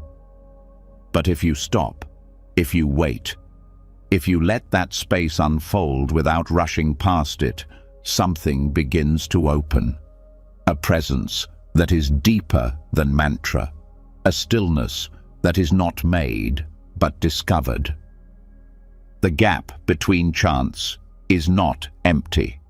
It's full of awareness, full of peace, full of the same essence that gave rise to the chant in the first place. It is not a pause in practice. It is the point of practice. The mantra is a tool. The silence is the destination. Buddhist masters have always pointed to this, that true meditation is not in the act, but in the awareness that surrounds the act. The same way a bell is not heard only in the strike, but in the fading echo. That fading, that emptiness, is where the mind can rest, not because it was forced to stop, but because it finally has nowhere left to go. In mantra practice, noticing the space between sounds changes everything. Suddenly, chanting becomes less about rhythm and more about surrender. The pause stops being dead time. It becomes alive. Alive with subtle presence. Alive with the flavor of something deeper than words. Try listening for that gap. Really listen. Not just with your ears, but with your whole being. Let the final syllable dissolve. Let it fall into silence. And then stay there. Don't rush the next sound. Don't try to maintain the rhythm. Let the silence guide you. Let it tell you when to begin again. What you'll find in that space is not boredom, not nothingness, but clarity. A kind of soft alertness that doesn't speak, that doesn't move, but it knows, it watches, it holds everything. That is the silence between the chants, not a void, not an absence, but the deepest kind of presence. This silence is not waiting for the next mantra. It's not transitional, it's complete. If you stopped there, if you never said another word, you would still be practicing. Because now the practice is no longer in repetition. It's in awareness. Noticing without grasping. Resting without seeking. The reason the mind skips over this space is because it's not impressive. There's no sound to measure, no phrase to remember, nothing to do. But that's exactly why it's powerful.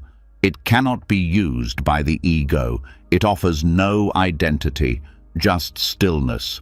And for a mind addicted to activity, that's terrifying. But for a heart ready to rest, it's everything. Even outside of formal chanting, this principle applies. In conversation, between words, there is space. In walking, between steps, there is rhythm. In breathing, between exhale and inhale, there is a natural still point. And in all of these places, silence lives. Not the kind of silence that is forced, but the kind that simply exists when nothing is added. This is not about avoiding sound. It's about noticing the space that makes sound possible. Without silence, there would be no room for mantra, no contrast, no beginning or end. Silence is not the opposite of chanting. It's the womb it's born from. And when you become aware of that, the mantra stops being the focus. The space becomes the teacher. Chanting from this awareness becomes lighter. You're no longer trying to reach a state. You're resting in the one that's already here. The words rise like waves and fall back into stillness. And that stillness becomes more familiar, more trusted, no longer something you chase, but something you remember. The mind doesn't like this shift. It wants the active role.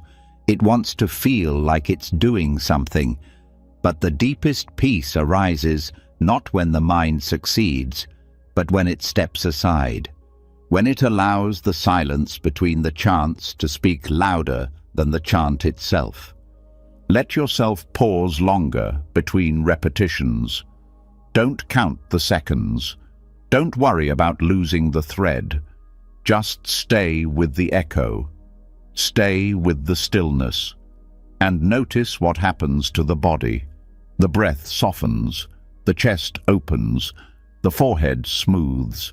The nervous system begins to remember its original rhythm, one that doesn't rush, one that doesn't panic. This space is healing, not because it adds anything, but because it takes nothing away. It holds everything as it is. No fixing, no chasing, just presence. And in that holding, tension unwinds, thought slows, identity loosens. You're not trying to reach emptiness, you're being held by it. This is where mantra becomes more than sound. It becomes a bridge, a wave that leads to the shore of stillness. But the wave is not the end. The end is when you step off the boat, when you stop chanting and simply are. Not as a technique, not as a goal, but as natural rest. Many people chant for hours and never enter this space, not because they can't, but because they never stop doing. But the space is always there. It doesn't need hours. It needs attention, willingness to pause, willingness to listen to what has no voice. The gap between chants is a kind of death, a temporary end of sound, a moment without identity. And if you stay with it, if you don't rush the next breath or the next word, you'll begin to feel something deeper than calm. You'll feel yourself disappear. Not in a scary way, in a peaceful one. The one who was chanting is gone. The one who wanted results is gone. What remains is simple, silent, awake. This is why mantra is not just about repetition, it's about rhythm. And in every rhythm, there is rest. If you never pause, it's not music, it's noise. The beauty of mantra is not in its volume, but in its balance, between sound and silence, between doing and being, between self and stillness. Now that you've begun to feel the richness of these gaps, you're not just practicing mantra, you're practicing letting go, of control, of progress, of the need to fill every space. And that letting go will carry into every part of your life. You'll begin to notice pauses where you used to push. You'll hear quiet where you used to hear nothing.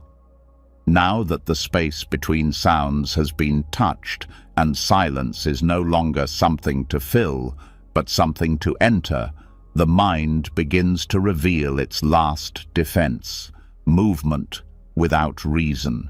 Not words, not planning, not even craving, just stirring, like water that never clears because it keeps being shaken. And the more we try to settle it, the worse it gets. Thoughts become cloudy, emotions turn thick, clarity vanishes.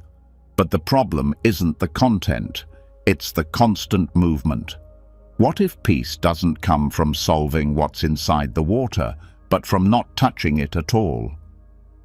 The ancient metaphor is simple: a bowl of water filled with mud. If left alone, the dirt settles, the water clears. But if stirred, even with good intentions, it stays murky.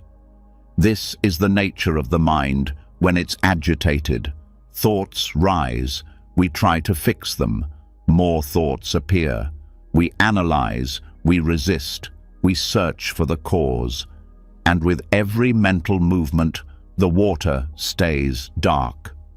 Not because clarity is far, but because stillness hasn't been allowed to do its job. Stillness is not a tool, it's a condition. Like gravity, it doesn't need belief or effort. It works on its own. But the mind doesn't trust that. It's been trained to do something, always. Even when suffering, it wants to help. So it tightens, it thinks harder, it seeks answers. But what if the most healing thing the mind can do is nothing? Doing nothing is not passivity. It's allowing. It's the absence of manipulation, the gentle refusal to interfere. When the mind is stormy, the instinct is to react, to fix the feeling, to distract from it, to explain it. But each reaction becomes a new ripple. Each analysis is another hand stirring the bowl. The real freedom begins when the stirring stops. This isn't a mental technique, it's a shift in posture. Instead of meeting thought with thought, meet it with space. When emotion rises, don't chase the story. Don't search for meaning. Feel the weight of it, but let it be. Stay with the energy, but don't label it. Just sit, just rest. Let the dust settle. The mind may scream, but this is dangerous. I'll drown in this feeling. I'll stay stuck forever. That's the fear of stillness. But stillness has never drowned anyone. It's not the water that overwhelms, it's the thrashing. When the fight ends, the body floats. When the fixing stops, the peace appears, not as something added, but as something uncovered. Thoughts are natural. They come like wind. They pass like clouds. But what makes them heavy is the belief that they need your attention, the assumption that every thought requires a response, that every emotion needs a solution. But that's just conditioning. Truth doesn't need to be managed. It reveals itself when space is given. This is why meditation is often misunderstood. People think the goal is to stop thought, to push away distraction. But the true practice is to stop interfering, to let the river run without trying to build a dam, to sit by the stream, not jump in and rearrange the current. Try this. Next time your mind is cloudy, don't search for clarity. Don't reach for answers. Sit down, close your eyes, feel the restlessness, and don't move, not physically, not mentally. Don't argue with what's happening, don't analyze it. Just be with it, like sitting beside a friend in silence. Let the thoughts swirl, let the feelings churn, but you stay still. At first, the mind will resist. It will beg for distraction. It will claim urgency. But if you don't follow, if you stay still, something begins to shift. The turbulence loses its power, not because you solved it, but because you stopped feeding it. And slowly, like sediment sinking to the bottom, the mind begins to clear. This is not a one-time event. It's a way of being, a way of relating to thought, not as something to conquer, but as something that passes. Turbulence is not a flaw. It's just what happens when stillness hasn't had a chance to work. The healing is built in, but it only happens when you stop interfering. Even in daily life, this applies. When someone says something upsetting, the reaction rises fast. A story forms. A defense builds. But if you pause, if you let the response pass without grabbing it, clarity returns. Not because you figured it out, but because you didn't add to the ripple. Clarity is not something created. It's revealed. The more space you give, the more the natural intelligence of stillness shows itself. And it's deeper than logic. It doesn't come in words. It comes in peace. Not peace as an idea, but peace as the absence of disturbance. This is what the Buddha pointed to, not a mind that controls itself, but a mind that no longer interferes with its own movement. A mind that trusts its own stillness, that knows silence is not the lack of something, but the presence of everything that doesn't need to be controlled. When you begin to live this way, a new kind of confidence forms, not based on knowing what to do, but on knowing that you don't have to do anything, that life unfolds, that emotion fades, that confusion resolves, all on its own when given the space. This isn't resignation, it's wisdom.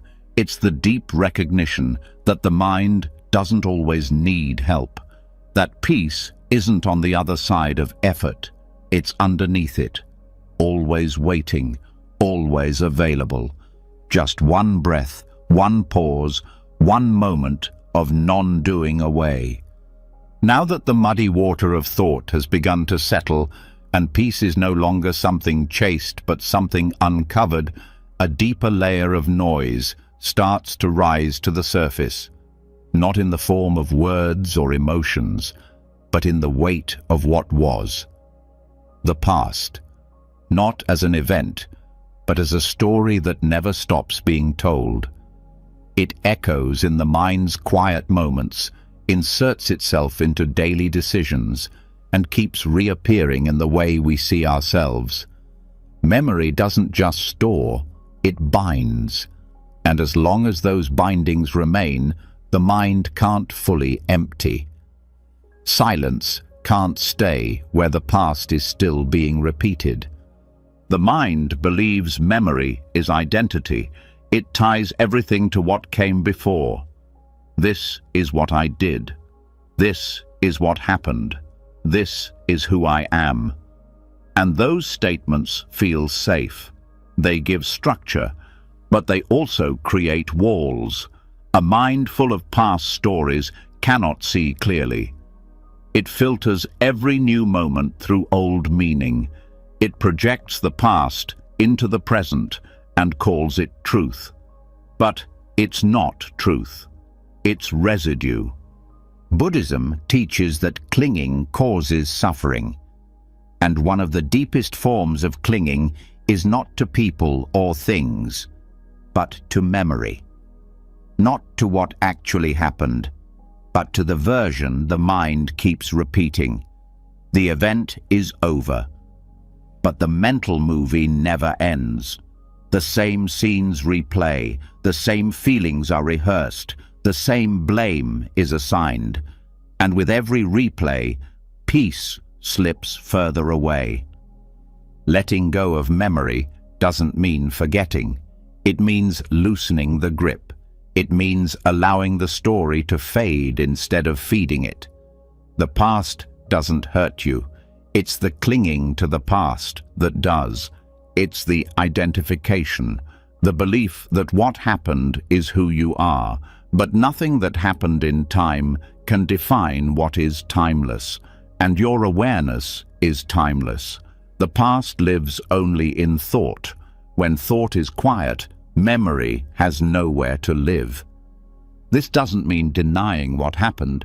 Pain, loss, mistakes, they're part of human experience. But they don't need to be carried. They don't need to be folded into identity. They don't need to be kept alive through constant mental repetition. The pain was real. But suffering is what happens when pain becomes a story that never ends. Letting go begins with seeing the pattern. Watch how the mind circles old moments. See how it brings up conversations that ended years ago. How it judges you for what you didn't know then. How it punishes you for being human. These thoughts seem automatic, but they stay alive only because they are believed. You don't need to argue with the past. You only need to stop holding it. When a memory arises, let it. Don't follow, don't resist. Let it appear like a bubble in water, and let it pop. No need to grab it. No need to explain it. Let it move through. Memory is not a problem when it's not being possessed. This is what Buddhist letting go practice teaches. To unbind from memory, not with force, but with space. When the memory appears, stay present, stay in sensation, feel the body, feel the breath. Let the image pass like wind. Don't attach, don't react. Just return to now, because now is the only moment that can hold peace. The past cannot be changed, but your relationship to it can be. And when you stop identifying with it, it loses its weight. The voice that used to say, "I was hurt," begins to soften. Until it no longer says anything, it simply leaves, and with it, the noise dissolves. This doesn't mean you erase your story. It means you stop living in it. The memory can remain in the background, like an old book on a shelf, but it no longer needs to be opened. It no longer needs to be reread. The shelf remains, but the hands no longer reach for the pages. Most of the mind's noise comes from trying to maintain the past, to protect it, to explain it, to find justice in it. But justice doesn't heal. Presence does. The nervous system doesn't need closure. It needs space. Stillness is more powerful than resolution. You don't need to rewrite the story. You just need to stop rereading it. The ego resists this. It says, but this happened. It matters. And yes, it happened. Yes, it shaped you. But it's not you. You are not what happened. You are the awareness that noticed it, the space it passed through. And that space is still here, untouched, unscarred, silent. Even the most painful memories begin to soften when they're no longer narrated. Not because the pain disappears, but because the clinging does. The pain may still arise, but without the story, it moves like weather. It visits, it leaves, and it doesn't leave behind a wound. Try this. When a painful memory returns, don't brace. Don't analyze. Breathe. Feel the weight of it in the body. Stay with that, not with the images, not with the voice, but with the energy. Let the memory be seen as a sensation, not a fact. Don't ask why it's here. Don't try to fix it. Just let it pass. This is the practice of unbinding, not erasing, not suppressing, just no longer fueling. When the mind is no longer rewarded for replaying, it stops replaying. Like a flame without air, it goes out on its own. Over time, what used to feel heavy starts to dissolve. The moments that once hurt to remember lose their sharpness, not because you healed them through effort, but because you gave them space to leave. Just like muddy water, the past settles when it's left alone, and in its place, quiet grows, not empty quiet, alive quiet, a stillness that listens, that holds you, that doesn't ask for stories, just presence. That's the real gift of letting go. Not freedom from memory, but freedom from identification. You stop being the one who suffered. You return to the one who saw it all without being harmed. Now that the grip of the past has begun to loosen and memory is no longer treated as identity, the mind becomes spacious in a new way. But even in this space, something keeps moving. Thought. Not loud or dramatic, just steady. Whispering opinions, offering conclusions, suggesting fears. And it's not the presence of thought that keeps the mind full, it's the belief in it, the automatic agreement, the silent, unconscious yes we give to every mental voice. But what if thoughts were never meant to be believed? What if they're just appearances, like clouds drifting through awareness, not facts to be followed? The truth is, the mind produces thoughts the way the body produces breath. They rise without permission. They appear without effort. Most people never question this. They assume that if a thought appears, it must mean something, that it must be important. But the vast majority of thoughts are not important. They are echoes, residue, mental reflexes conditioned by years of repetition, and they don't need to be believed. They only need to be seen. Belief is not something obvious. It happens automatically. A thought appears. I'm not doing enough. And before you even know it, your body tightens, your breath shortens, your chest contracts, not because of the thought itself, but because you believed it, without challenge, without awareness. That belief became suffering, not the thought. Watching a thought without following it changes everything. It doesn't require suppression. It doesn't require fighting.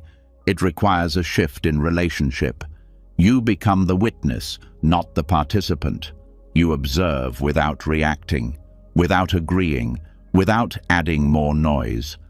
Buddhist practice has always emphasized this, that liberation comes not from perfect thoughts, but from seeing thoughts as they are, just thoughts, not truths, not evidence, not instruction, just passing mental events, like wind through an open window. You don't have to close the window, you just stop chasing the wind. This doesn't mean you try to make the mind silent. It means you stop mistaking its noise for guidance. The mind can speak, it can even shout, but it loses power when you stop nodding to every word, when you see the thought and choose not to follow. This takes practice, because the habit of belief is old. A thought about failure feels like identity. A judgment feels like reality. But if you stay with it, if you pause before responding, you start to see the gap, the moment between thought and belief. And in that gap, freedom lives. Try this. When a thought appears, name it silently, not its content, but its category. Planning, judging, worrying. This helps create space. It reminds you that the thought is a type, not a truth. Then let it pass, like noticing a car drive by. You saw it, you didn't get in. This skill changes the way you live. Instead of reacting to every mental suggestion, you begin to choose, not from control, but from awareness. Not because you mastered the mind, but because you stopped believing everything it said. Thoughts often carry emotion. They don't respect me. I'm not enough. These lines carry pain not because they're true, but because they're believed. The pain is not in the thought, it's in the agreement, the automatic yes that turns thought into suffering. But when you stay rooted in awareness, thought becomes light, not heavy, not dangerous. It floats through, it doesn't grab, it doesn't stick. Even painful thoughts begin to pass, not because they were solved, but because they were not held. The less you believe your thoughts, the quieter the mind becomes, not by force, but by disinterest. The thoughts may still appear, but without belief, they don't grow. They don't feed on attention. They simply rise, flicker, and fall.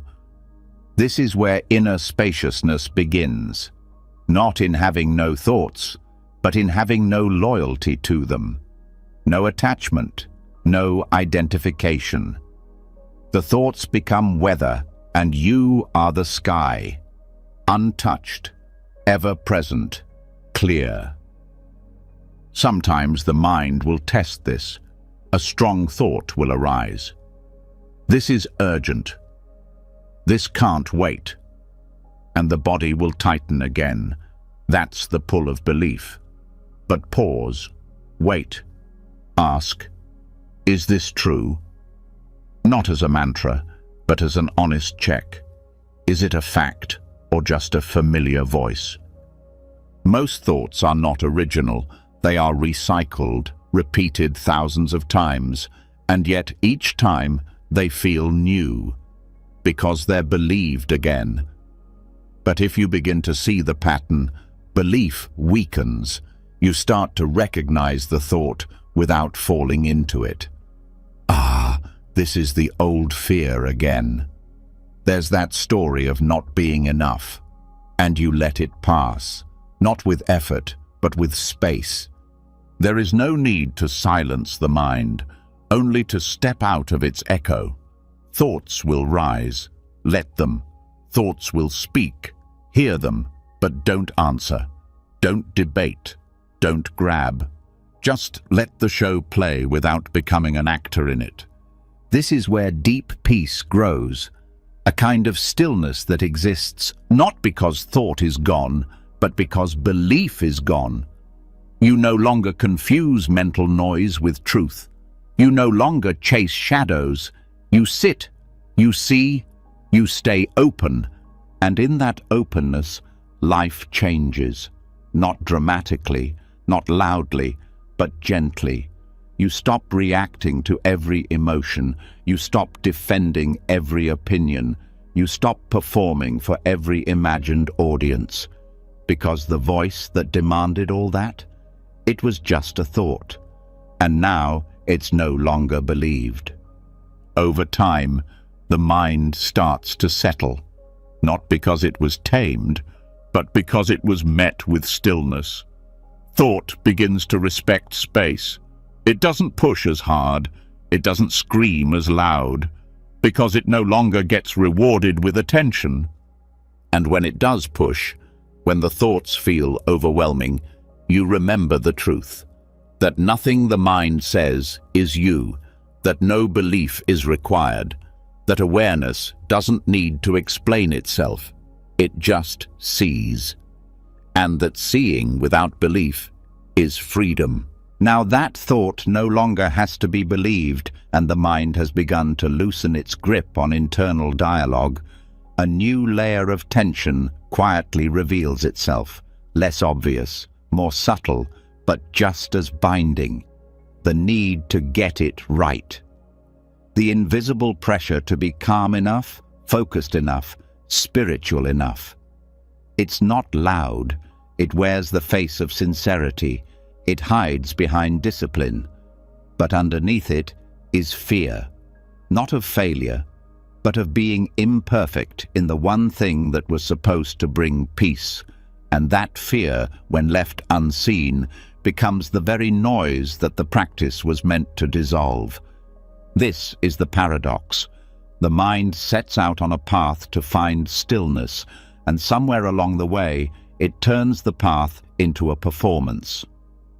Meditation becomes a test, silence becomes a benchmark, insight becomes a trophy, and the mind, even as it bows, quietly asks, "Am I doing this right?" That question, repeated over and over in different forms, becomes its own form of agitation, a kind of spiritual perfectionism that never allows the heart to rest. In Buddhism, this tendency is known. It is spoken of not with judgment, but with compassion, because the desire to get it right comes from pain. The longing to be free turns into a hunger to perform freedom. The ego sneaks back in, wearing robes, reciting mantras, sitting perfectly still. But behind the posture is a tightening, a subtle panic that says, "If I don't do this right, I'll never be free." But peace does not arrive through performance. It arrives through surrender, through softness, through letting go of the need to improve every second. The mind cannot create emptiness by force. It cannot reach stillness by trying to be good. Stillness appears when the trying stops. This doesn't mean practice is unimportant. It means the quality of the mind during practice matters more than the structure of the practice itself. You can sit perfectly still for hours and still be lost in the noise of trying to get somewhere. Or you can sit with your back curved and your breath uneven and fall into presence, because you're not pretending. The trap of getting it right shows up everywhere. In how you breathe, in how you speak, in how you reflect, even in how you let go. The mind turns everything into a checklist, a method, a competition. But there is no perfect breath, no perfect mantra, no perfect awakening. There is only now. And when now is no longer being judged, something real begins to unfold. That realness doesn't look impressive. It's quiet, messy, sometimes emotional, sometimes confusing, but it's honest. And in that honesty, the mind stops performing. The heart opens, not to some imagined ideal, but to what's actually here. Trying to be more spiritual is still trying to be someone. It's still effort tied to identity, and identity is the root of mental noise. The need to be a certain way, even a calm way, adds pressure, and pressure adds thinking. So the more perfectly you try to sit, the more tightly you grip, and the tighter the grip, the more distant the silence feels. Surrender isn't giving up on practice. It's giving up the image of the perfect practitioner. It's letting go of the story of progress. The myth of enlightenment as a polished state. True freedom isn't shiny. It's simple. It's ordinary. It's so close that the mind misses it, because it's trying too hard to be elsewhere. One of the deepest acts of freedom is to stop improving, not out of laziness, but out of trust. Trust that you are already held. That awareness is already here, that you don't have to earn peace.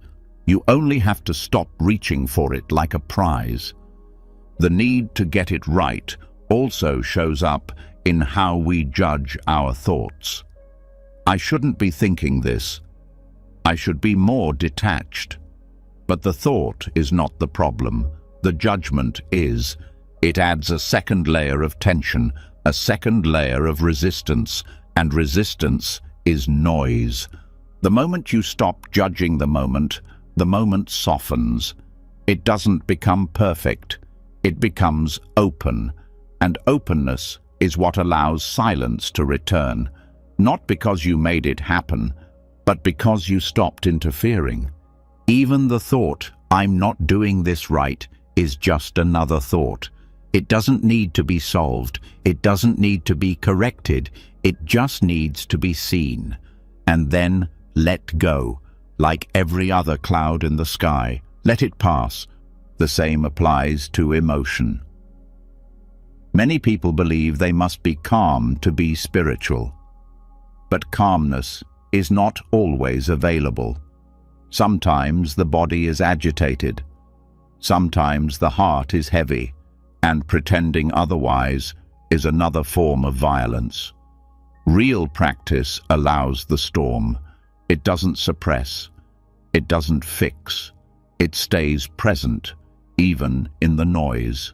This is how silence becomes unconditional, not dependent on mood, not tied to behavior. It's the kind of silence that can sit in the middle of sadness and still be free, because it's not trying to change the sadness. It's not trying to make it spiritual. It's simply here.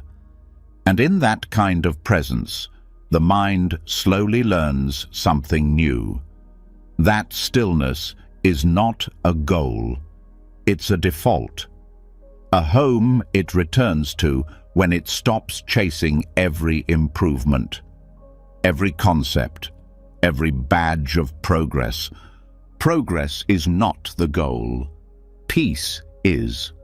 And peace often comes not through steps forward, but through releasing the idea that you ever needed to move at all. The only journey is from tension to rest, from pretending to presence, from control to surrender. Try this. Next time you meditate, drop the script. Don't try to be focused. Don't try to be still. Just sit. Let the body breathe. Let the thoughts pass. Let the emotions come and go. Don't correct anything. Just notice what happens when effort fades. You may find that the stillness was always there, beneath the effort to create it. This way of being is not lazy. It's deeply alive.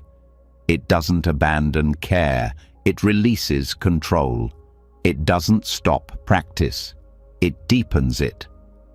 Because now, the practice is not about success. It's about honesty. It's about showing up without the costume, without the performance. Even the most advanced practitioners fall into the trap of trying to get it right. But the moment they stop trying, they return to the path. Not the path they imagined, but the one beneath their feet, the one that has always been there, quiet, unmoving, patient. Now that the need to get it right has begun to dissolve, and the mind is no longer tightening around practice like a test to be passed, a softer awareness begins to settle in. One that doesn't chase progress or measure calm, one that doesn't ask, "Am I doing this correctly?" but instead listens gently for what's already here. And what's already here, beneath every effort and every moment of surrender, is breath. Not just the rise and fall, not just the inhale or the exhale, but something even quieter, the space between them. That pause, brief, natural, often ignored, is one of the most profound gateways to stillness the body offers. There is a moment right after you breathe out and before you breathe in again when the body does nothing. A pause. It isn't forced. It isn't dramatic. It's so subtle that it's easy to miss. But in that space, everything stops. There is no doing, no control, just stillness. And in that stillness, the mind also has a chance to rest, not by shutting down, but by not being needed. This moment is pure. It holds no desire, no resistance. It's not about extending it or holding your breath. That would be interference. It's about noticing what's already happening all the time, right under your awareness. The pause has always been there, but only when the mind becomes gentle does it start to notice it. And when it does, something shifts. Because in that pause, there is no identity, no thought, no role to play, just presence, resting. The breath teaches this without words. Inhale brings life. Exhale releases. But the pause is beyond both. It is not arrival or departure. It is space, a soft, brief, sacred silence. And the more attention learns to rest in that silence, the more the mind remembers its original nature, not noisy, not chaotic, but open and still. This awareness can't be forced. If you try to chase the pause, it disappears. If you try to stretch it, it tightens. You don't need to capture it. You only need to feel it. When you exhale, simply wait. Let the next inhale come on its own. Don't reach for it. Don't guide it. Let it come when it's ready. And in that waiting, in that small space where nothing is happening, feel what remains. That stillness is not emptiness in the cold sense. It's warm, supportive. It's the original silence before the breath, before the body, before the mind started naming everything. And because it comes without effort, it brings a deep kind of rest, the kind that thinking can't give, the kind that trying only disturbs. People often look for peace in what they can do, in what they can change. But the deepest peace isn't found in doing. It's found in noticing what doesn't need to change. The pause between breaths doesn't need improvement. It's already perfect. It's already full. It doesn't perform. It simply exists. And when you rest there, even for a moment, you begin to feel how little the mind needs to do in order to be at peace. Over time, awareness begins to settle into that space naturally, not as a technique, but as a return. You find yourself resting in the breath's absence without even trying. It becomes a habit, not of control, but of presence. A quiet confidence grows, not because the mind is thinking less, but because it's holding everything with more spaciousness. In this space, the mind stops being a manager and becomes a mirror. It stops trying to shape reality and starts simply reflecting it. The breath continues. The body moves. Thoughts still come and go. But you are not tangled. You are the stillness behind the breath, the space inside the pause, the awareness that watches without needing to name. This changes how the rest of the breath feels too. Inhale becomes softer. Exhale more complete. Because you're no longer pushing from one to the next. You're letting them unfold. The breath becomes not just a function of the body, but a rhythm of peace. A cycle of letting go. A movement that carries you back to silence again and again. It's important to see that this silence isn't something added. It's revealed. The breath doesn't create it. It uncovers it, like a tide that recedes and shows the still ocean floor. That floor was always there. But only when the waves pause do we see it clearly.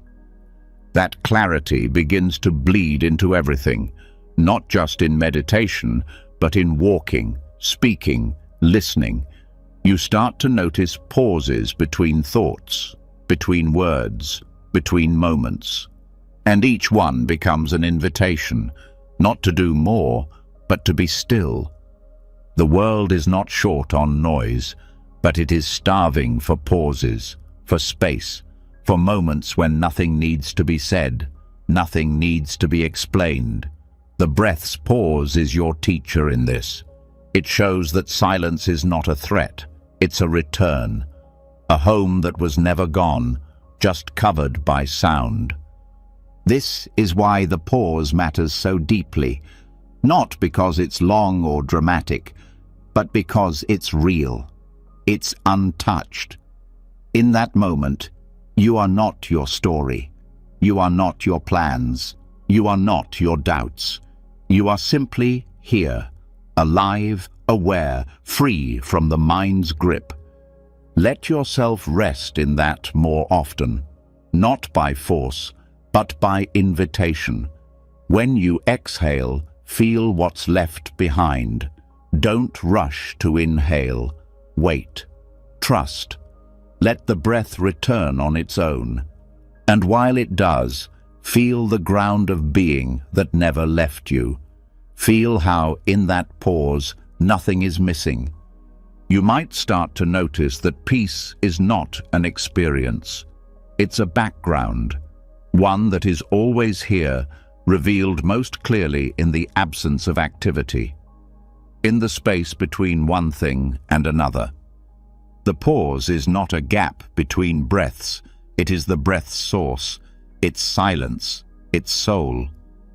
Now that attention has begun to rest in the space between breaths and silence has been touched without effort, it becomes easier to notice the subtle noise that keeps returning even in stillness. Not loud, not chaotic, but steady. The inner narrator.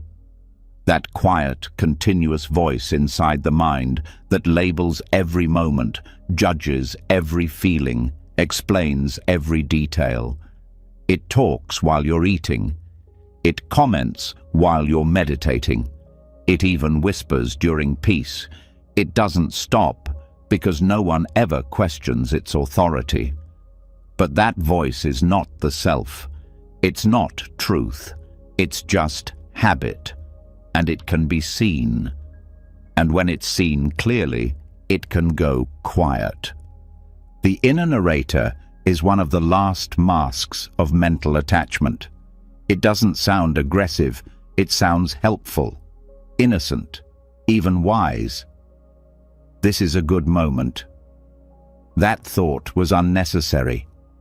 You're getting better. But all of it is commentary. All of it is noise. And the problem isn't what it says, it's that it's saying anything at all. Buddhism points to this directly, that the mind's need to explain is itself a kind of suffering, not dramatic suffering, subtle. Background tension that never lets you fully land in the now.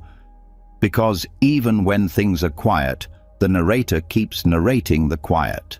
It keeps inserting a self between experience and awareness. And as long as that self exists, the mind can't be empty.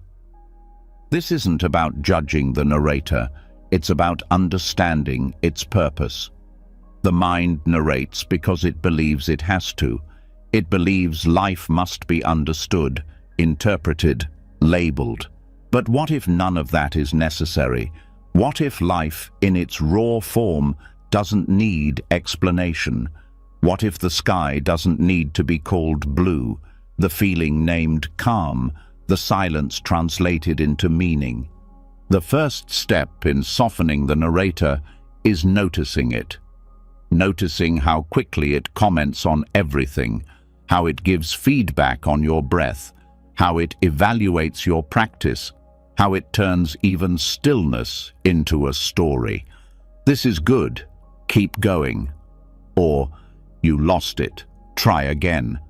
That's not awareness. That's thinking disguised as insight. To break this pattern, don't fight the narrator. Fighting is still engagement, still belief. Just notice the commentary and let it pass. Don't answer it. Don't argue with it. Let it speak and let it fall away, like background radio in a room you're no longer listening to. Eventually, the narrator loses energy. It speaks, but it doesn't land. And then it pauses. Not because you silenced it, but because you stopped fueling it. Silence doesn't come from suppression. It comes from disinterest, from letting go of the belief that commentary is necessary. Try listening to a moment without thinking about it, noticing sound without saying what it is, feeling the body without labeling it. Let experience be raw, undivided. Let the world touch you without explanation. This is not blankness, it's presence. It's what happens when the filter of interpretation drops. The narrator often returns through identity. I'm doing well. I should be further along. That's the ego pulling strings. It keeps the commentary alive by making it personal. But the moment you stop believing the commentary refers to a real self, it starts to dissolve, because it has no anchor, no one to speak to. One powerful practice is to sit with sound. Let it rise and fall without naming it. A bird, a truck, a breath. Let them all pass like vibrations, not objects. No narrative, no identification, just waves of sensation. When the narrator tries to step in, that's a dog barking. Notice it and let it pass too.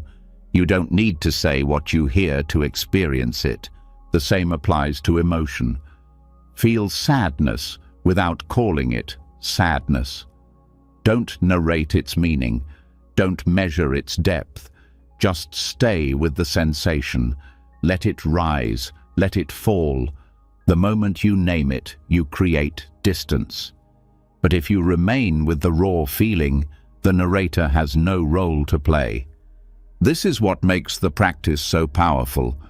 You're not removing anything. You're just no longer dividing the moment with words. You're no longer carving the world into pieces. And in that unity, the mind becomes quiet. Not because it was forced, but because it was no longer needed. When narration stops, something unexpected appears, a kind of intimacy. You begin to feel life without buffer. Sound is crisper, light is softer, breath is deeper. Everything becomes more real, not less. Not because the world changed, but because you're finally meeting it without commentary. It can be disorienting at first. Silence feels strange. The mind feels empty, and the narrator says, "Something's wrong. This is too quiet." That's just another comment. Let it go. Don't fear the silence. Let it grow. Let it show you what's underneath all the mental noise. Not just stillness, but freedom. Not absence, but peace. Buddhism offers techniques to help this process. One is noticing the second arrow. The first arrow is the sensation, the raw experience. The second is the story the narrator tells about it. That hurt. I shouldn't feel this. Drop the second arrow. Stay with the first. No analysis, no feedback. Just sensation. Another method is using gaps in daily life. Between one task and another, pause, breathe. Notice the moment before the mind speaks. Rest there. Extend that gap. Let it become natural, a new rhythm, where narration loses its urgency and presence takes its place. The goal is not to become thoughtless. It's to become unbound, to let thought arise and fall without wrapping it in story, without making it mean something about you, without using it to decorate experience. Life doesn't need a narrator. It only needs awareness. And when narration returns, and it will, meet it gently. Don't scold it. Don't cling to it. Just say, "There you are," and let it go, like seeing an old habit walk by. Familiar, but no longer in charge, no longer needed. Now the mind begins to settle into something deeper. It no longer organizes the world with words. It no longer explains every sensation. It just rests, not in blankness, but in presence, in being.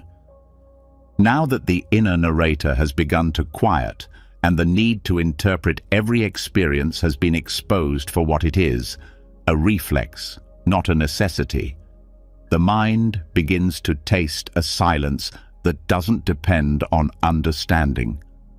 But something still lingers, a quieter craving, the need for meaning, not loud, not obsessive, but always present in the background, as if every breath, every pause, every moment must justify itself, must be useful, must have a reason, and that subtle need becomes a weight. It turns life into a search. It makes silence feel like emptiness. But silence is not empty. It's full, and not every moment needs to mean something for it to be sacred. The mind is addicted to meaning.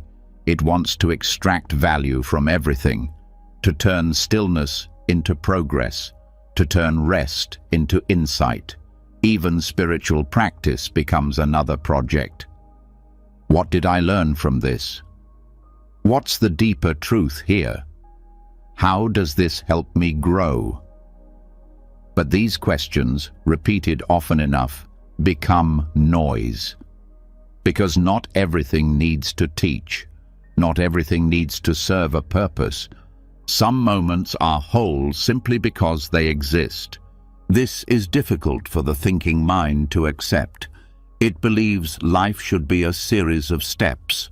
Every step must lead somewhere. But presence is not a staircase. It's the ground. And standing still on that ground is not failure. It's freedom.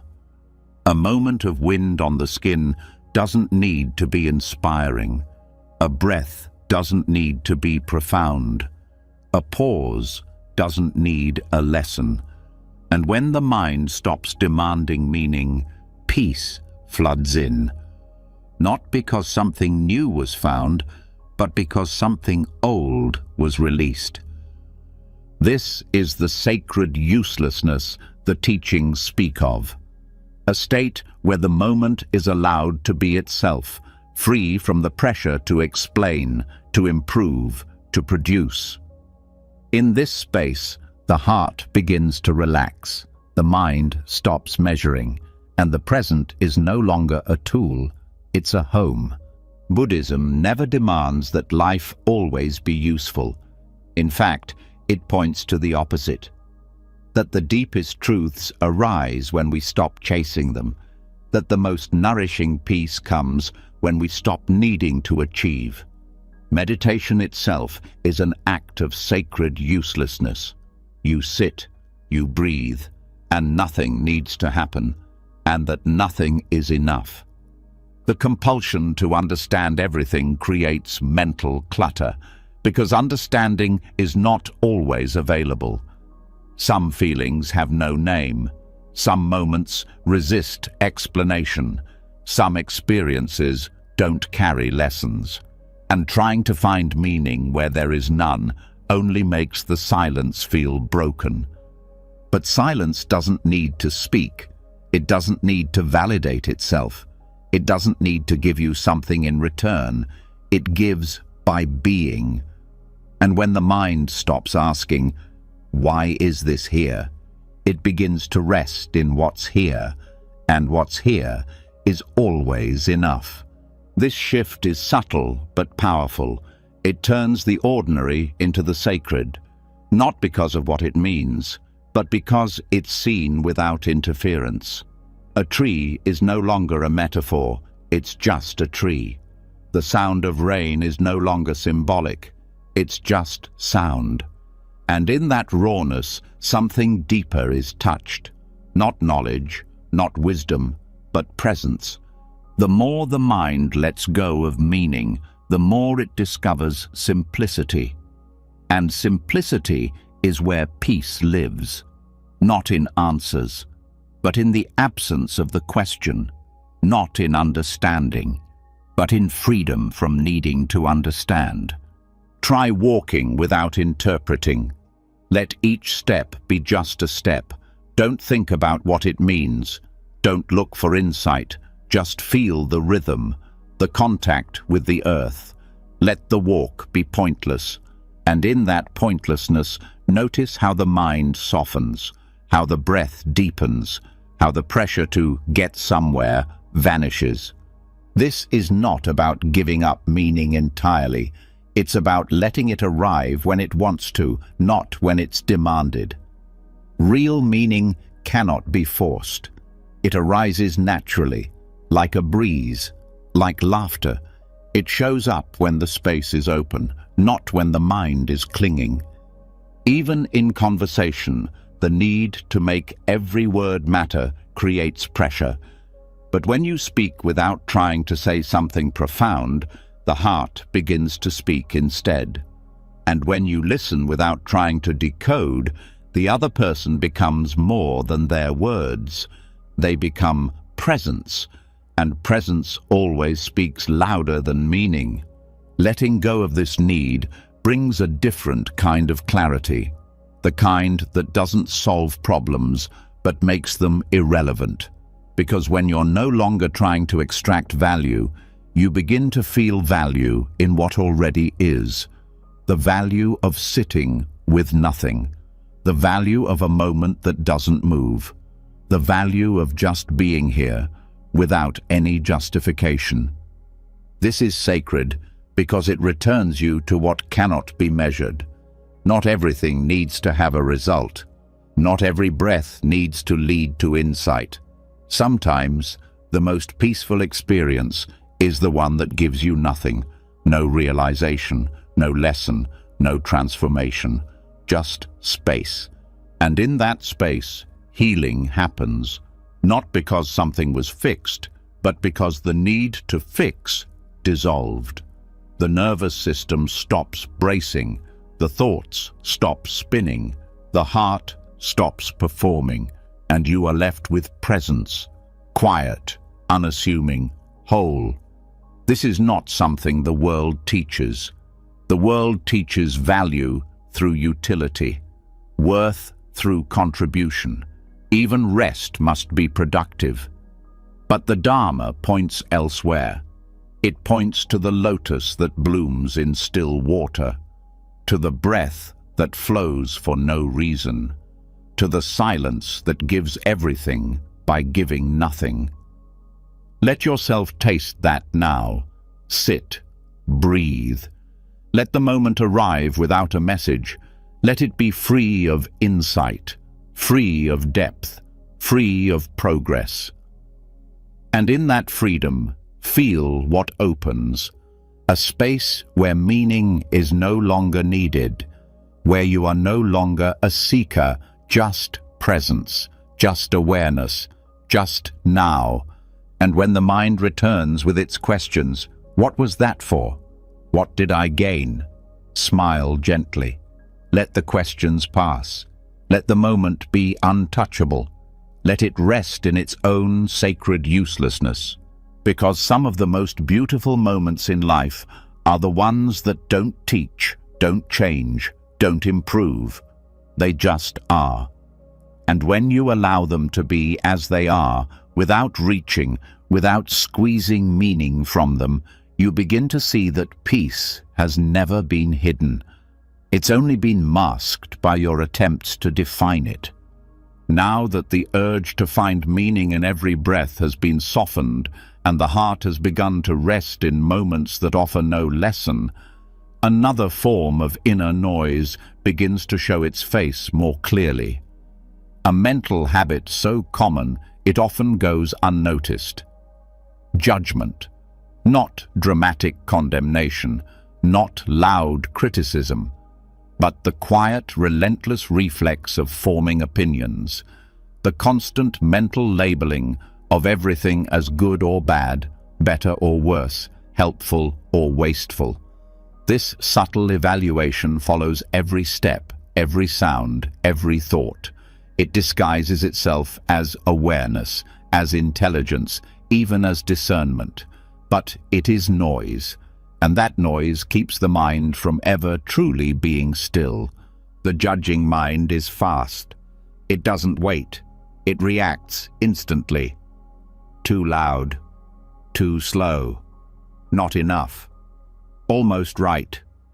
It moves like a shadow, staying just behind every experience. It comments on the temperature of the room, the look on someone's face, the way the breath feels today. And with each opinion, no matter how soft, the mind contracts. It moves away from being and into evaluation.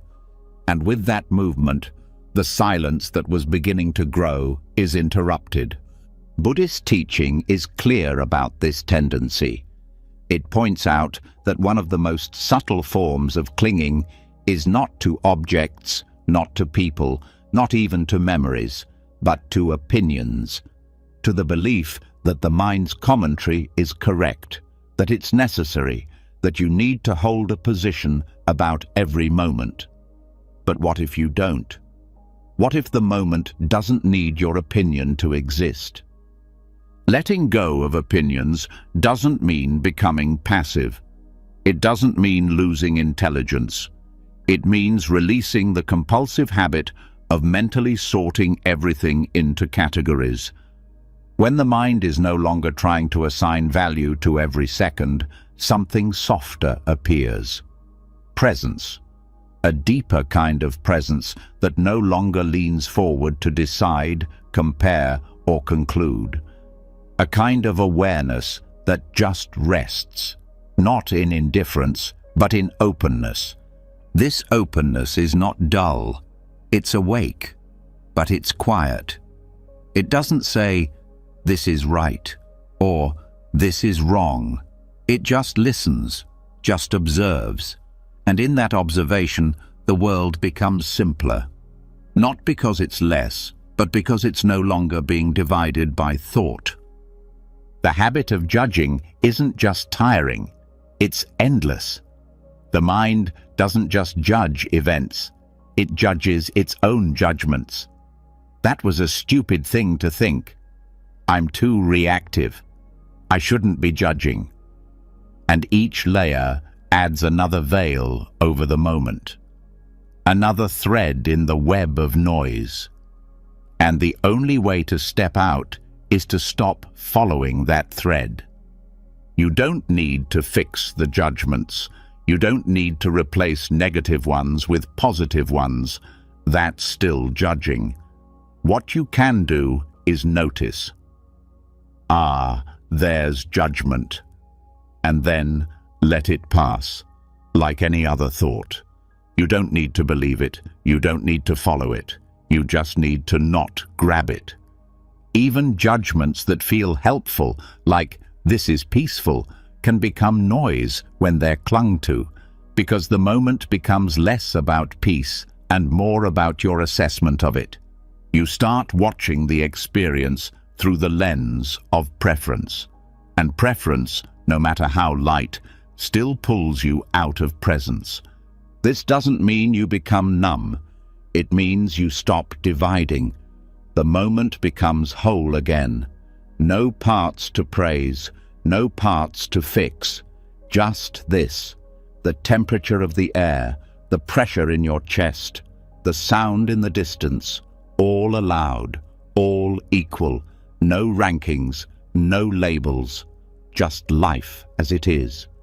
You might think judgment is necessary for survival, and in some situations, discernment is useful. But most of the time, judgment is just mental noise trying to manage what doesn't need to be managed.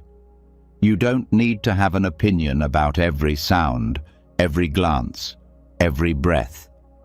You can just be here without wrapping it in commentary. Try this now. Wherever you are, listen to the sounds around you. Notice how the mind immediately forms opinions. Too quiet. That's annoying. I like this one. Then pause. Let the judgments rise and let them fall. Don't stop them, but don't feed them. Let sound be sound. Let sensation be sensation. Let the moment be free of conclusion. This is the death of opinion, not through suppression, but through disinterest, through letting go of the belief that your mental stance matters. It doesn't. The bird still sings. The wind still moves. The breath still flows. Without your opinion, the world continues, and you begin to feel lighter, because opinion is weight. It turns awareness into pressure. It turns freedom into strategy. But when it drops away, the mind stops holding everything so tightly. There's more room to breathe, more space inside your chest, and silence stops being a goal and becomes your natural state. You begin to feel this shift in small ways. A conversation without forming conclusions. A moment of pain without labeling it bad. A pause in your day that feels full without needing to be productive. These are signs of a mind unburdened, a mind no longer shaping everything into something it can manage. And when judgment does return, and it will, you meet it with the same spaciousness. Not with judgment, but with compassion. You see it rise, you name it, you let it fall. And in that gentle allowing, the mind learns something radical. It can rest without evaluating. It can breathe without choosing a side. The more this deepens, the more the mind becomes like a mirror. It reflects everything, but it holds nothing. It doesn't say, "This reflection is better than that one." It just reflects, clearly, quietly. And in that reflection, reality is finally seen as it is, not as better or worse, just whole. This is not detachment, it's intimacy. Real intimacy with life, not filtered through preference, not dulled by opinion, just direct connection. The kind that doesn't need commentary to feel complete. Now that the weight of constant judgment has been loosened, and the mind no longer tries to sort every moment into right or wrong, something profound begins to stir beneath the surface, a form of presence that doesn't speak, doesn't react, and doesn't prepare a reply. It listens, but not the way most people listen, not with filters, not with preparation, not with agreement or disagreement, just listening, fully, deeply, without thinking. This kind of listening is not passive, it is awake, and it is one of the most direct ways to silence the mind without force, because when true listening begins, thought has nothing left to do. The practice of listening like a Buddha is simple but not easy. It means letting sound arrive without resistance and without adding layers of meaning, not just listening to others, but to everything, the world, the body. Silence. It means hearing without analysis, without preparing your opinion while the other person is still speaking, without mentally comparing, defending, or fixing. This kind of listening brings peace because it does something extraordinary. It removes the self from the center. Ordinary listening is filled with self. Do I agree with this? How should I respond? Does this threaten what I believe? All of that is thought pretending to listen, but underneath that noise, there's another way of receiving sound. A way that doesn't divide, that doesn't defend, that just lets what's being said be heard as it is. In Buddhist teachings, this is called bare attention. It means allowing the moment to register in your awareness without changing it. Hearing a sound and not calling it pleasant or unpleasant. Listening to a voice and not deciding whether it's right or wrong, just letting it be sound, vibrations, expressions, without any mental hand reaching to catch and shape them. This kind of listening is powerful because it turns off the part of the mind that needs to interpret everything. It's not that thought disappears completely. It's that thought no longer holds the front of the stage. It becomes background. The mind learns to open like a window, not like a judge's bench. You can feel this shift in the body. Regular listening creates tension. There's a slight forward lean, a tightness in the face, a readiness to respond. But deep listening creates space. The shoulders drop, the breath slows, the chest opens. Because there's nothing to prove, nothing to protect, just sound being heard. Try it in conversation. When someone speaks, don't plan your reply. Don't evaluate what they're saying. Just receive it. Let the words pass through your ears into stillness. If a thought arises, don't fight it. Just don't feed it. Don't follow it. Return to the sound. You'll begin to notice something unexpected, that people feel safer around you, not because you agree with them, but because you're not interrupting their presence with your own mental reactions. You're giving them space to be heard, not just by you, but by silence itself. And the benefit isn't just for them, it's for you. The more you listen without thinking, the quieter your mind becomes. Because you're not adding to the moment. You're not turning sound into story. You're not translating life into commentary. This also applies to sounds outside of conversation.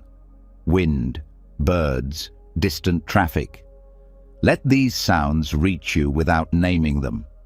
Don't say, "That's a bird." Just hear the pitch, the rhythm, the quality. Let your awareness rest on the sound the way sunlight rests on water, warm, weightless, effortless. Over time, this practice begins to change how you experience everything. You no longer need words to explain what's happening. The experience becomes enough. You don't need to name peace to feel it. You don't need to analyze pain to stay with it. The mind begins to rest in direct contact, not in thought, in presence. And this presence begins to fill more moments. Not just the quiet ones, but the difficult ones. When someone is upset, when noise is loud, when opinions are strong, instead of reacting, you stay present. You hear the words, but you don't become the story. You feel the emotion, but you don't become the storm. This is not detachment. It's intimacy without clinging. It's listening without turning the world into a mirror of your own thoughts. The ego doesn't get to hijack the experience. The moment is free to speak, and you are free not to react. This is why deep listening is a kind of meditation. It stills the mind without effort. It silences the self by dissolving its role. Because when you're really listening, there's no time to be someone. No time to perform. Just awareness, open and alert. In Zen, they say the sound of a bell doesn't teach, it awakens. The point isn't what it means. The point is how fully it's heard. And when the mind stops talking over every sound, the whole world begins to teach, not with ideas, but with presence. Start small. 1 moment a day, choose to listen completely. To your breath, to a friend, to a random sound. Let it be your teacher, not in what it says, but in how it returns you to this moment, raw and untouched. And when the habit to think returns, as it will, meet it softly. Notice it. Don't judge it, but gently turn your awareness back to the sound.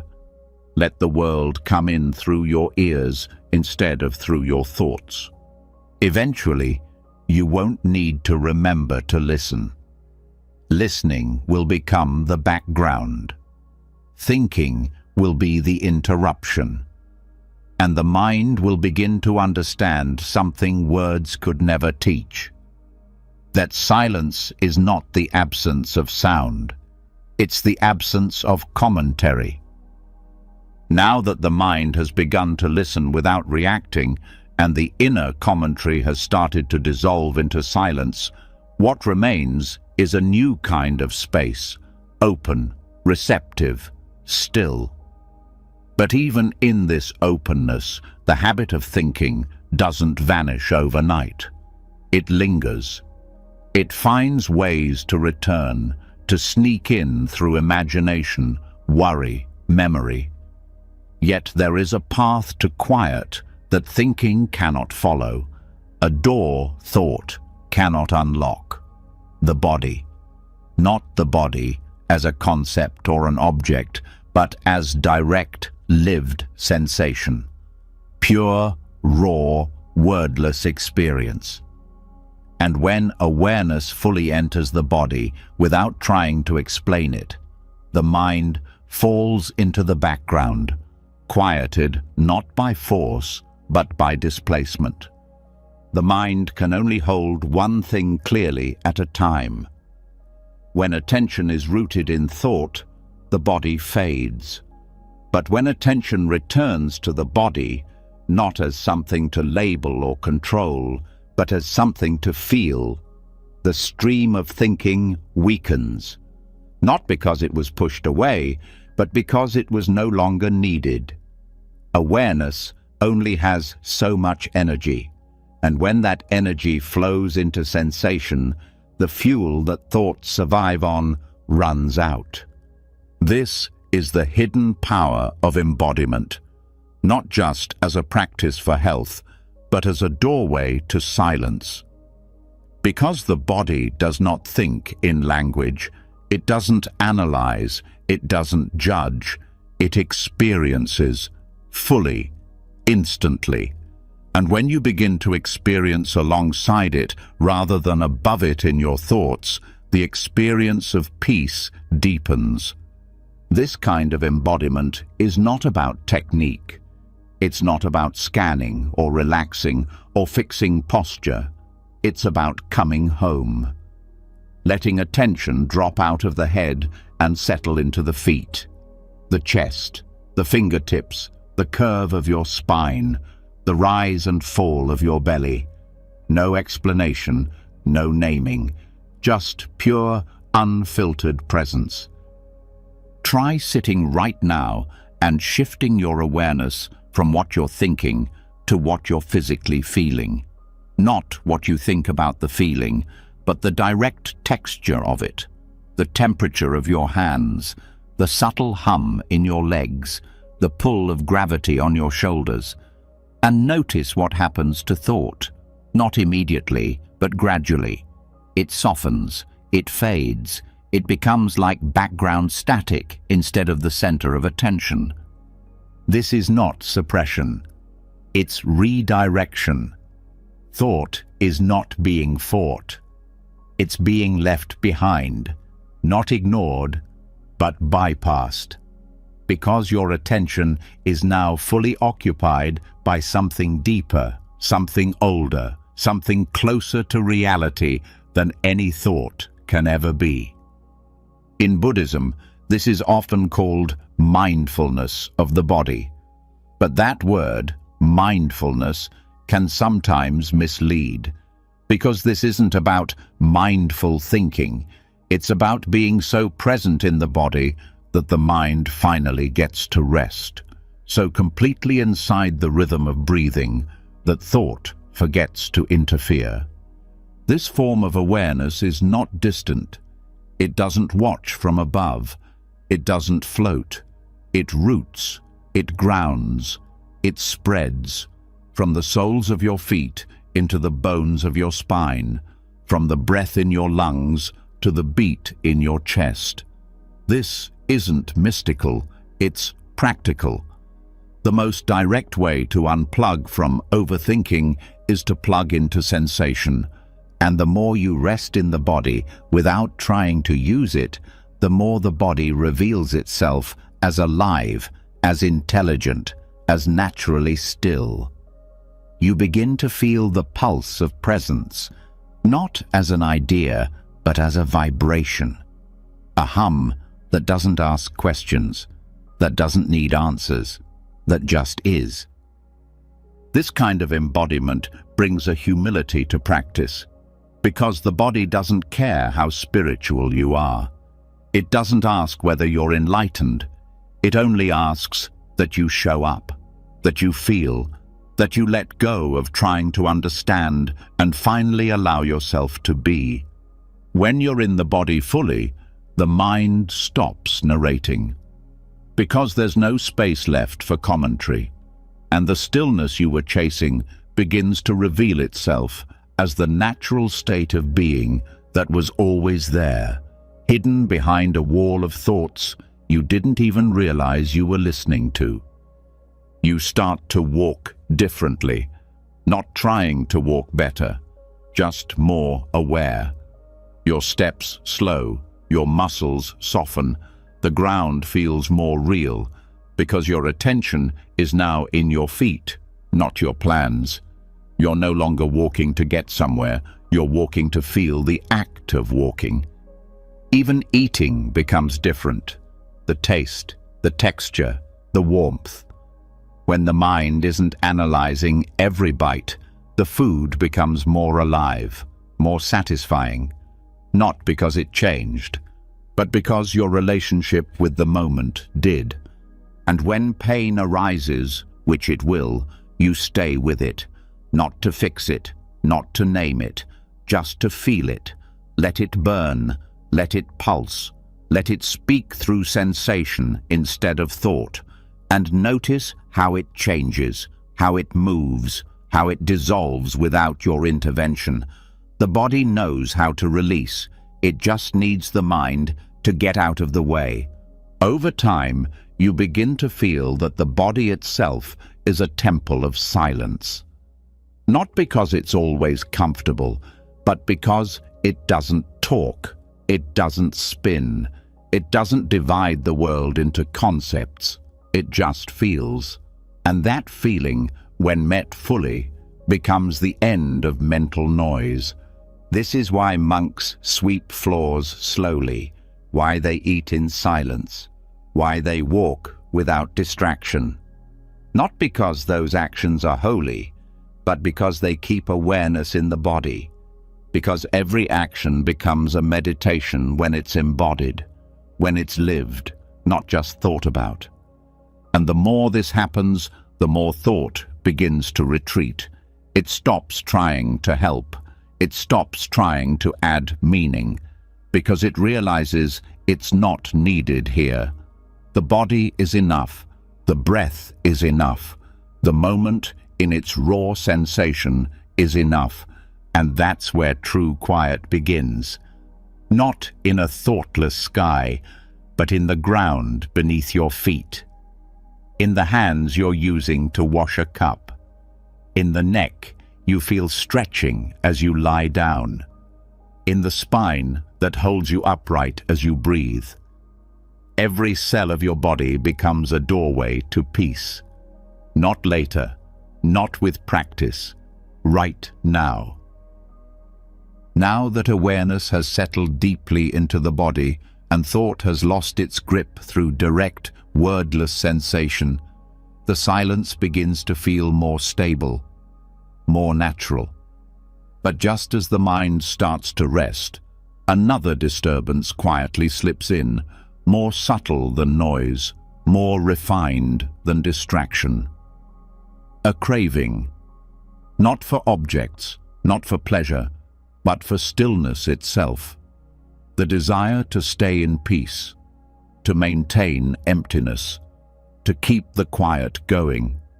And in that craving, even if it's spiritual, the noise returns, not through sound, but through tension, through grasping, through the mind once again trying to hold something that can only be received when it's not being chased.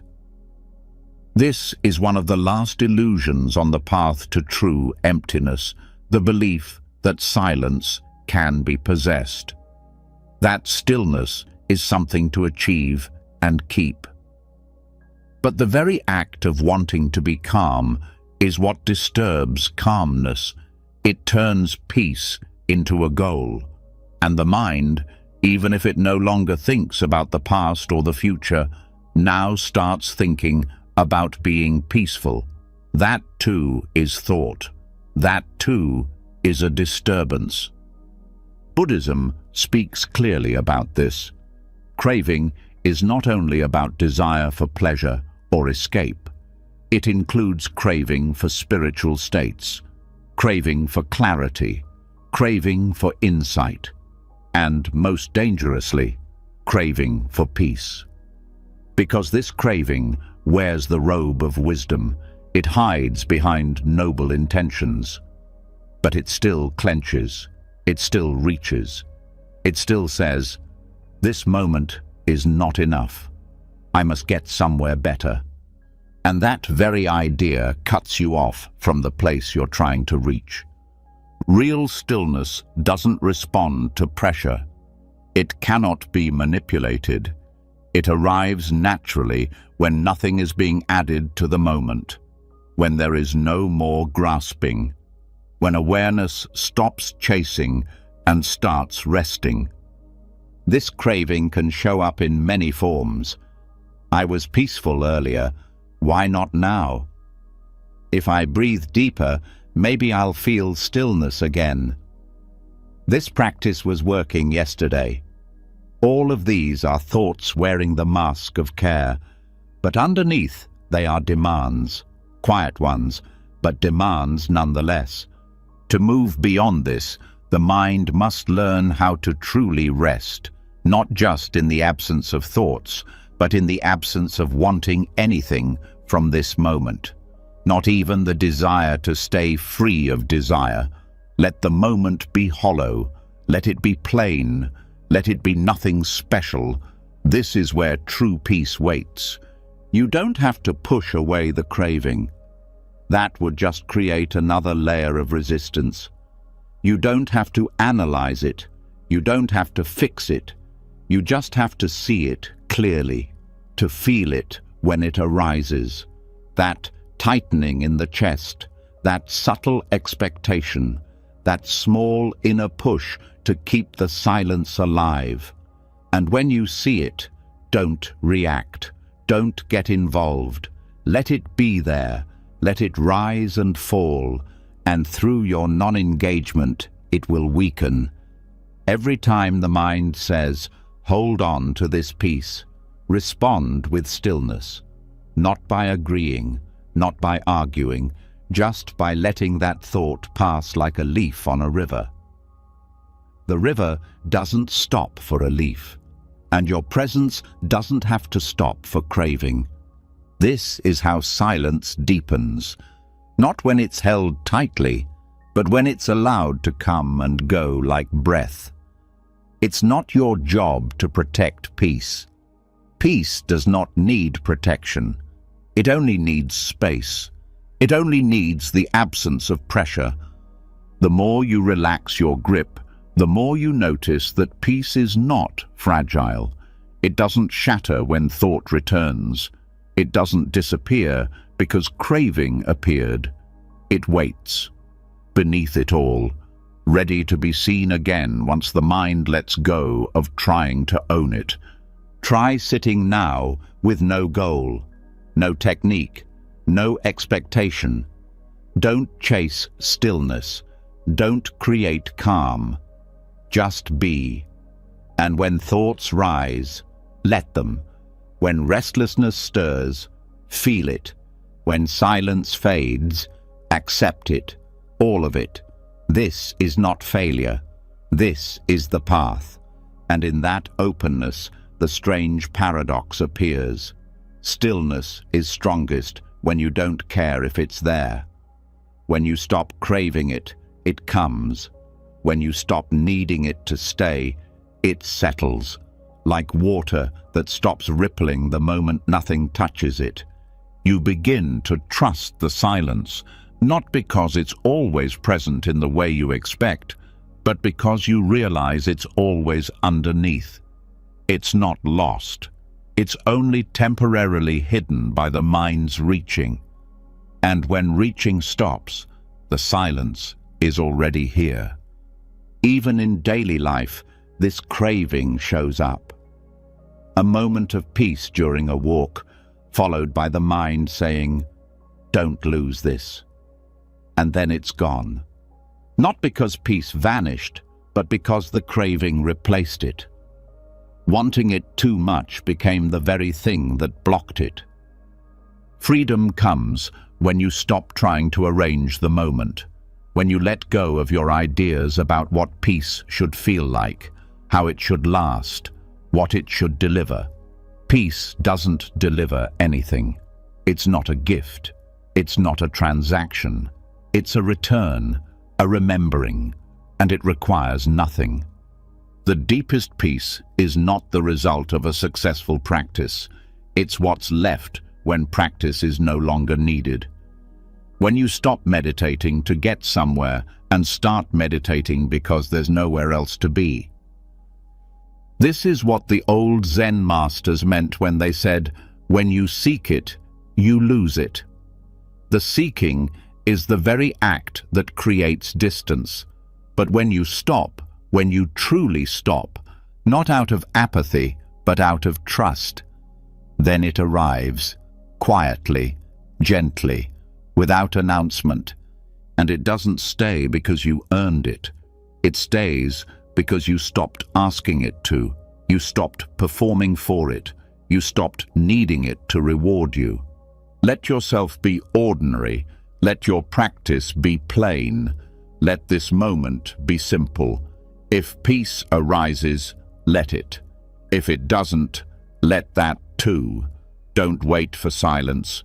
Don't chase calm.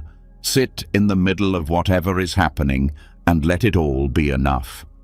Now that even the desire for peace has been released and the craving for silence has been met with stillness rather than pursuit, something quieter begins to unfold, so subtle it almost feels like nothing. No reaching, no doing, no hoping. But in this space where nothing is being demanded from the moment, what was once thought to be you starts to feel less solid. The one who was watching, the one who was letting go, the one who was aware. This witness, which for so long seemed like the final step, the part that remained still while everything else moved, begins to reveal itself as just another layer, a gentle veil, a final division. And even that can fall away. This isn't something that can be forced. The witness dissolves only when it's no longer needed, when presence is no longer separated from what's present, when awareness stops observing and becomes the very fabric of what is being seen. There is no "I am aware of this." There is only this. For a long time on the path, the witness is useful. It helps create space. It pulls attention away from thoughts and emotions. It allows awareness to step back and observe without getting entangled. But eventually, this stepping back becomes a kind of posture, a position, a subtle self, a final layer of identity saying, "I am the one who is watching." And even though this watcher may be silent, peaceful, and kind, it is still separate, still standing apart from what is. And this separation, even at its quietest, creates division. Buddhist teachings point gently toward this, that the deepest freedom is not in the clarity of the observer, but in the disappearance of the boundary between observer and observed. Not in the one who is aware, but in the falling away of the one altogether. What remains is not emptiness in a negative sense, but the fullness of no one being there to claim the moment. To reach this, nothing new needs to be done. In fact, doing will only strengthen the observer. This step is not about doing, it's about dissolving. The shift begins by noticing how subtle the I still is. The I that says, "I'm aware now. I'm present now." That I is quiet, but it's still a thought, still a center. And as long as there is a center, there is duality. There is someone here and something there. But reality is not split. You can begin to feel this by softening the watching, not turning away, not dulling, but loosening the need to stand apart. Let attention fall not on an object, not on a subject, but on the whole field. Let there be no focus, just open presence. You're not observing your breath. You are the breath. You're not listening to a sound. You are the hearing itself. Not "I hear," just hearing. Not "I feel," just feeling. No one inside, no object outside, just this. At first, the mind will want to reclaim this, to describe it. This is non-duality. This is merging. But even those thoughts pull you back into the witness, into a position, into someone standing just outside the experience. Let even those thoughts go. Don't push them. Don't fight them. Just stop feeding them. Let experience unfold without commentary, without someone to have the experience. This is not blankness. It's not a void. It's life, unfiltered, undivided, raw, complete. There's no longer anyone watching life, just life happening. The breath breathes, sound sounds, thought may even arise, but there's no thinker. It's like waves in the ocean. No one owns them. They just move.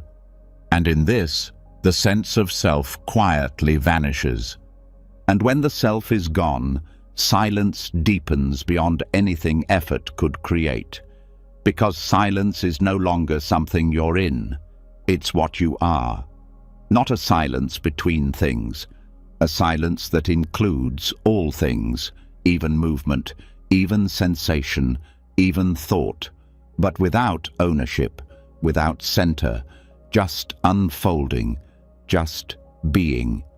This state can't be held. If you try to hold it, the witness returns. It can't be maintained. If you try to maintain it, a doer reappears. It's not something you get into. It's something that appears when you stop claiming presence as yours, when there's no one left to practice, just the practice practicing itself. The reason this is so rarely described is because words themselves are a return to duality. The moment you say, "I merged," it's over. The merging never happened to someone. It happened when someone was no longer there, and so this moment can never be remembered properly, never owned, never repeated. It's a gift that arrives when the ground is ready, when all clinging, even to awareness, has fallen. That's why the final instruction is no instruction.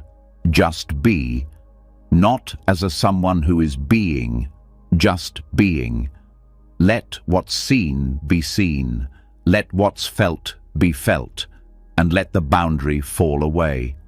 It may start as a moment, a flash, a pause between thoughts where everything feels wide, borderless, where you disappear and yet nothing is missing. Over time, these flashes stretch.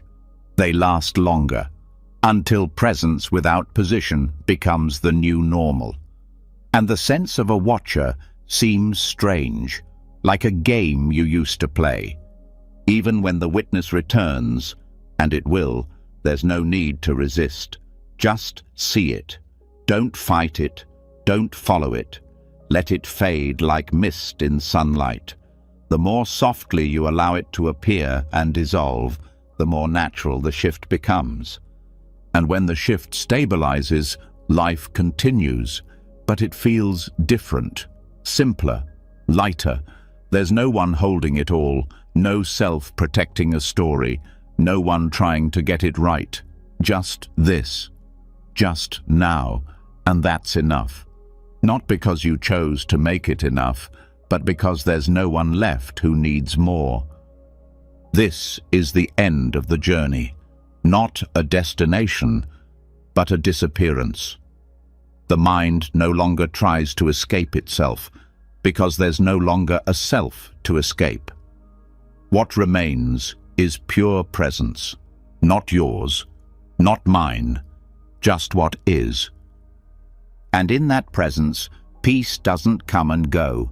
It doesn't rise and fall with mood. It doesn't depend on anything, because peace is not a state. It's the absence of division. It's the end of the search. Now that the witness has dissolved, and there is no longer a center from which to observe or manage experience, the mind enters a deeper stillness, one that doesn't rely on awareness as a position, but flows as undivided presence. Yet, even here, in this openness, one final habit remains. It doesn't shout or pull. It whispers, it waits, a barely noticeable tension, like a thread in the background, waiting for the next thought, waiting for the next insight, waiting for the next thing to appear. And that waiting, gentle as it may be, is still doing.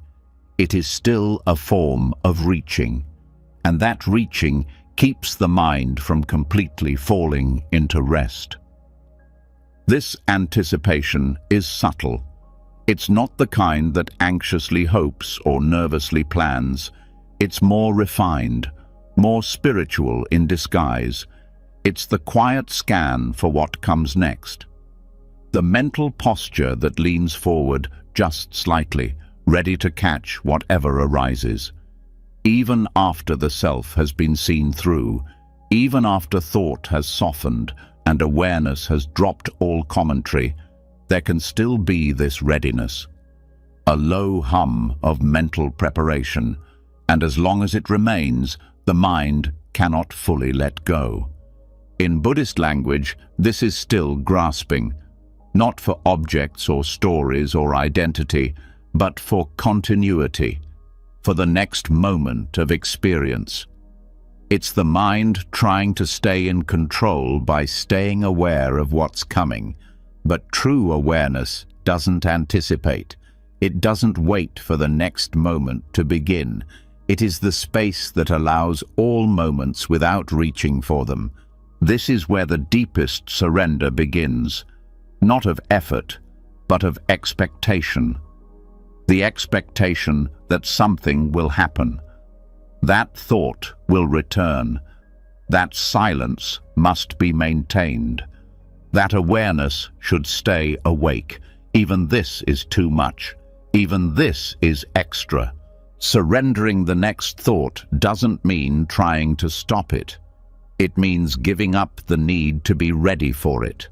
It means letting go of the quiet watcher who waits to see what happens. It means resting in such complete openness that if nothing arises, that too is allowed. And if something arises, it passes through without being anticipated, without being caught.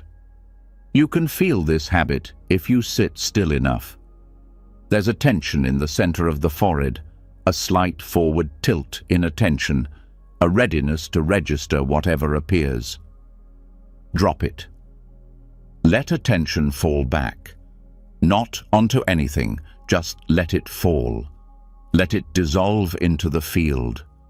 The mind may protest. But what if I lose presence? What if a thought sneaks in unnoticed? What if I miss the moment? These are just more thoughts, more attempts to manage what doesn't need managing. You can't miss now, because now doesn't need your readiness. It only needs your absence of resistance. In deep meditation, this anticipation often shows up right after silence begins to feel stable. The mind, unused to not doing, quietly prepares for interruption. It waits for the thought that always comes. But this very waiting prevents the depth from deepening. It keeps the mind in the role of the gatekeeper, and as long as the gatekeeper is there, something is being held. What's required now is the simplest form of letting go. Not letting go of emotion or narrative, but of readiness itself. Let attention rest so fully that there is no one left scanning the horizon. Let the breath rise and fall without waiting for it. Let the next moment come without leaning into it. Let thought appear or not appear without watching for it. This is pure allowing, the end of all positions, not even a stance of being open, just openness itself, not even a preference for peace, just space, untouched. You may begin to notice the body letting go in a new way. The muscles of the face soften. The tongue rests on the floor of the mouth. The eyes, even closed, stop directing energy. The mind drops back like a leaf falling into water. No splash, no target, just down. And then something rare happens. Thought doesn't disappear, but its cycle slows. Without anticipation to sustain it, the machinery winds down. The next thought may come, but it finds no grip, no waiting hand to receive it, no mind leaning toward it. It lands and dissolves before it has shape. Even awareness, once sharp and vigilant, now becomes soft and peripheral. Not gone, but passive. Present, but uninvested. There is no spotlight, no mental scanner. Just a field, wide and still. From here, the idea of practice fades, because practice suggests repetition, intention, structure. But this space can't be practiced. It can only be returned to through the deepest surrender. Not a surrender of discipline, but of interest, of effort, of holding. Let even the impulse to be aware be released. Awareness doesn't need your help. It doesn't need to be kept alive. The sky doesn't need you to hold it up. Silence doesn't need you to stay focused. Let all of it go. Let thought rise as it may. Let sensation pass like wind. Let sound come and go. But you, what you thought was you, have no more job, no more control, no more anticipation. What's left is stillness without edges, a stillness that no longer fears movement. Because it is not threatened by the next thing, it is not disturbed by what comes or goes. It doesn't prepare, it doesn't resist, it doesn't care if another thought appears, because it knows it doesn't need to be ready. This is rest, not as escape, but as complete absence of strategy. You are no longer the meditator, no longer the seeker, no longer the one watching from behind the curtain. The curtain has dropped. The play has ended, but the stage remains. Lit by a light that needs no source. And even if a thought comes now, even if it brings a story or a judgment, it fades quickly, because there's no one left waiting to hear it. It passes like a whisper in an empty room. You are not the breath, not the silence, not even the witness. You are what remains when all roles have been dropped and nothing is expected next. Now, let the next moment unfold as it will. No tension, no guarding. Let thought arise without meeting it. Let stillness be interrupted without resisting it. Let everything pass through this space as if through open air. You have surrendered the next thought, and in that surrender, you've touched the deepest form of rest, not because the mind is silent, but because you no longer live at the center of what arises. Stay here. Nothing more is needed. You've just taken a journey few ever dare to take, not outward into the world, but inward, into the silence most people spend their whole lives avoiding. One by one, the layers of noise fell away. Thought was seen for what it is, not truth, just movement. The need to get it right, let go. The craving for peace, released. Even the witness, the final quiet watcher, dissolved into stillness. And what remained wasn't blankness. It wasn't emptiness in the hollow sense. It was openness, space, freedom. The kind of peace that doesn't come and go because It's not something you do. It's what you are when you stop trying to be anything else. You learned how the mind fills itself through naming, watching, remembering, judging, striving, and with each lesson you loosened the knot. You rested between breaths. You stopped chasing the next thought. And slowly, gently, reality stopped being something to manage and became something to merge with. No edges, no center, just this, pure and present. If something inside you feels different right now, don't rush to define it. Let it settle. Let it deepen. The more you rest, the more it will reveal itself. You don't need to hold on to anything you learned. True understanding lives in what you don't carry. Now, take a breath. Feel the weightlessness. And if these teachings brought even a moment of peace, consider writing, "I am the silence," in the comments so we know you made it to the end. Let us know what shifted in you, and if you want to keep emptying the mind in the most beautiful way possible, subscribe and turn on notifications. This is just the beginning of your return to what was never lost. Now close your eyes, let everything go. The silence knows the way.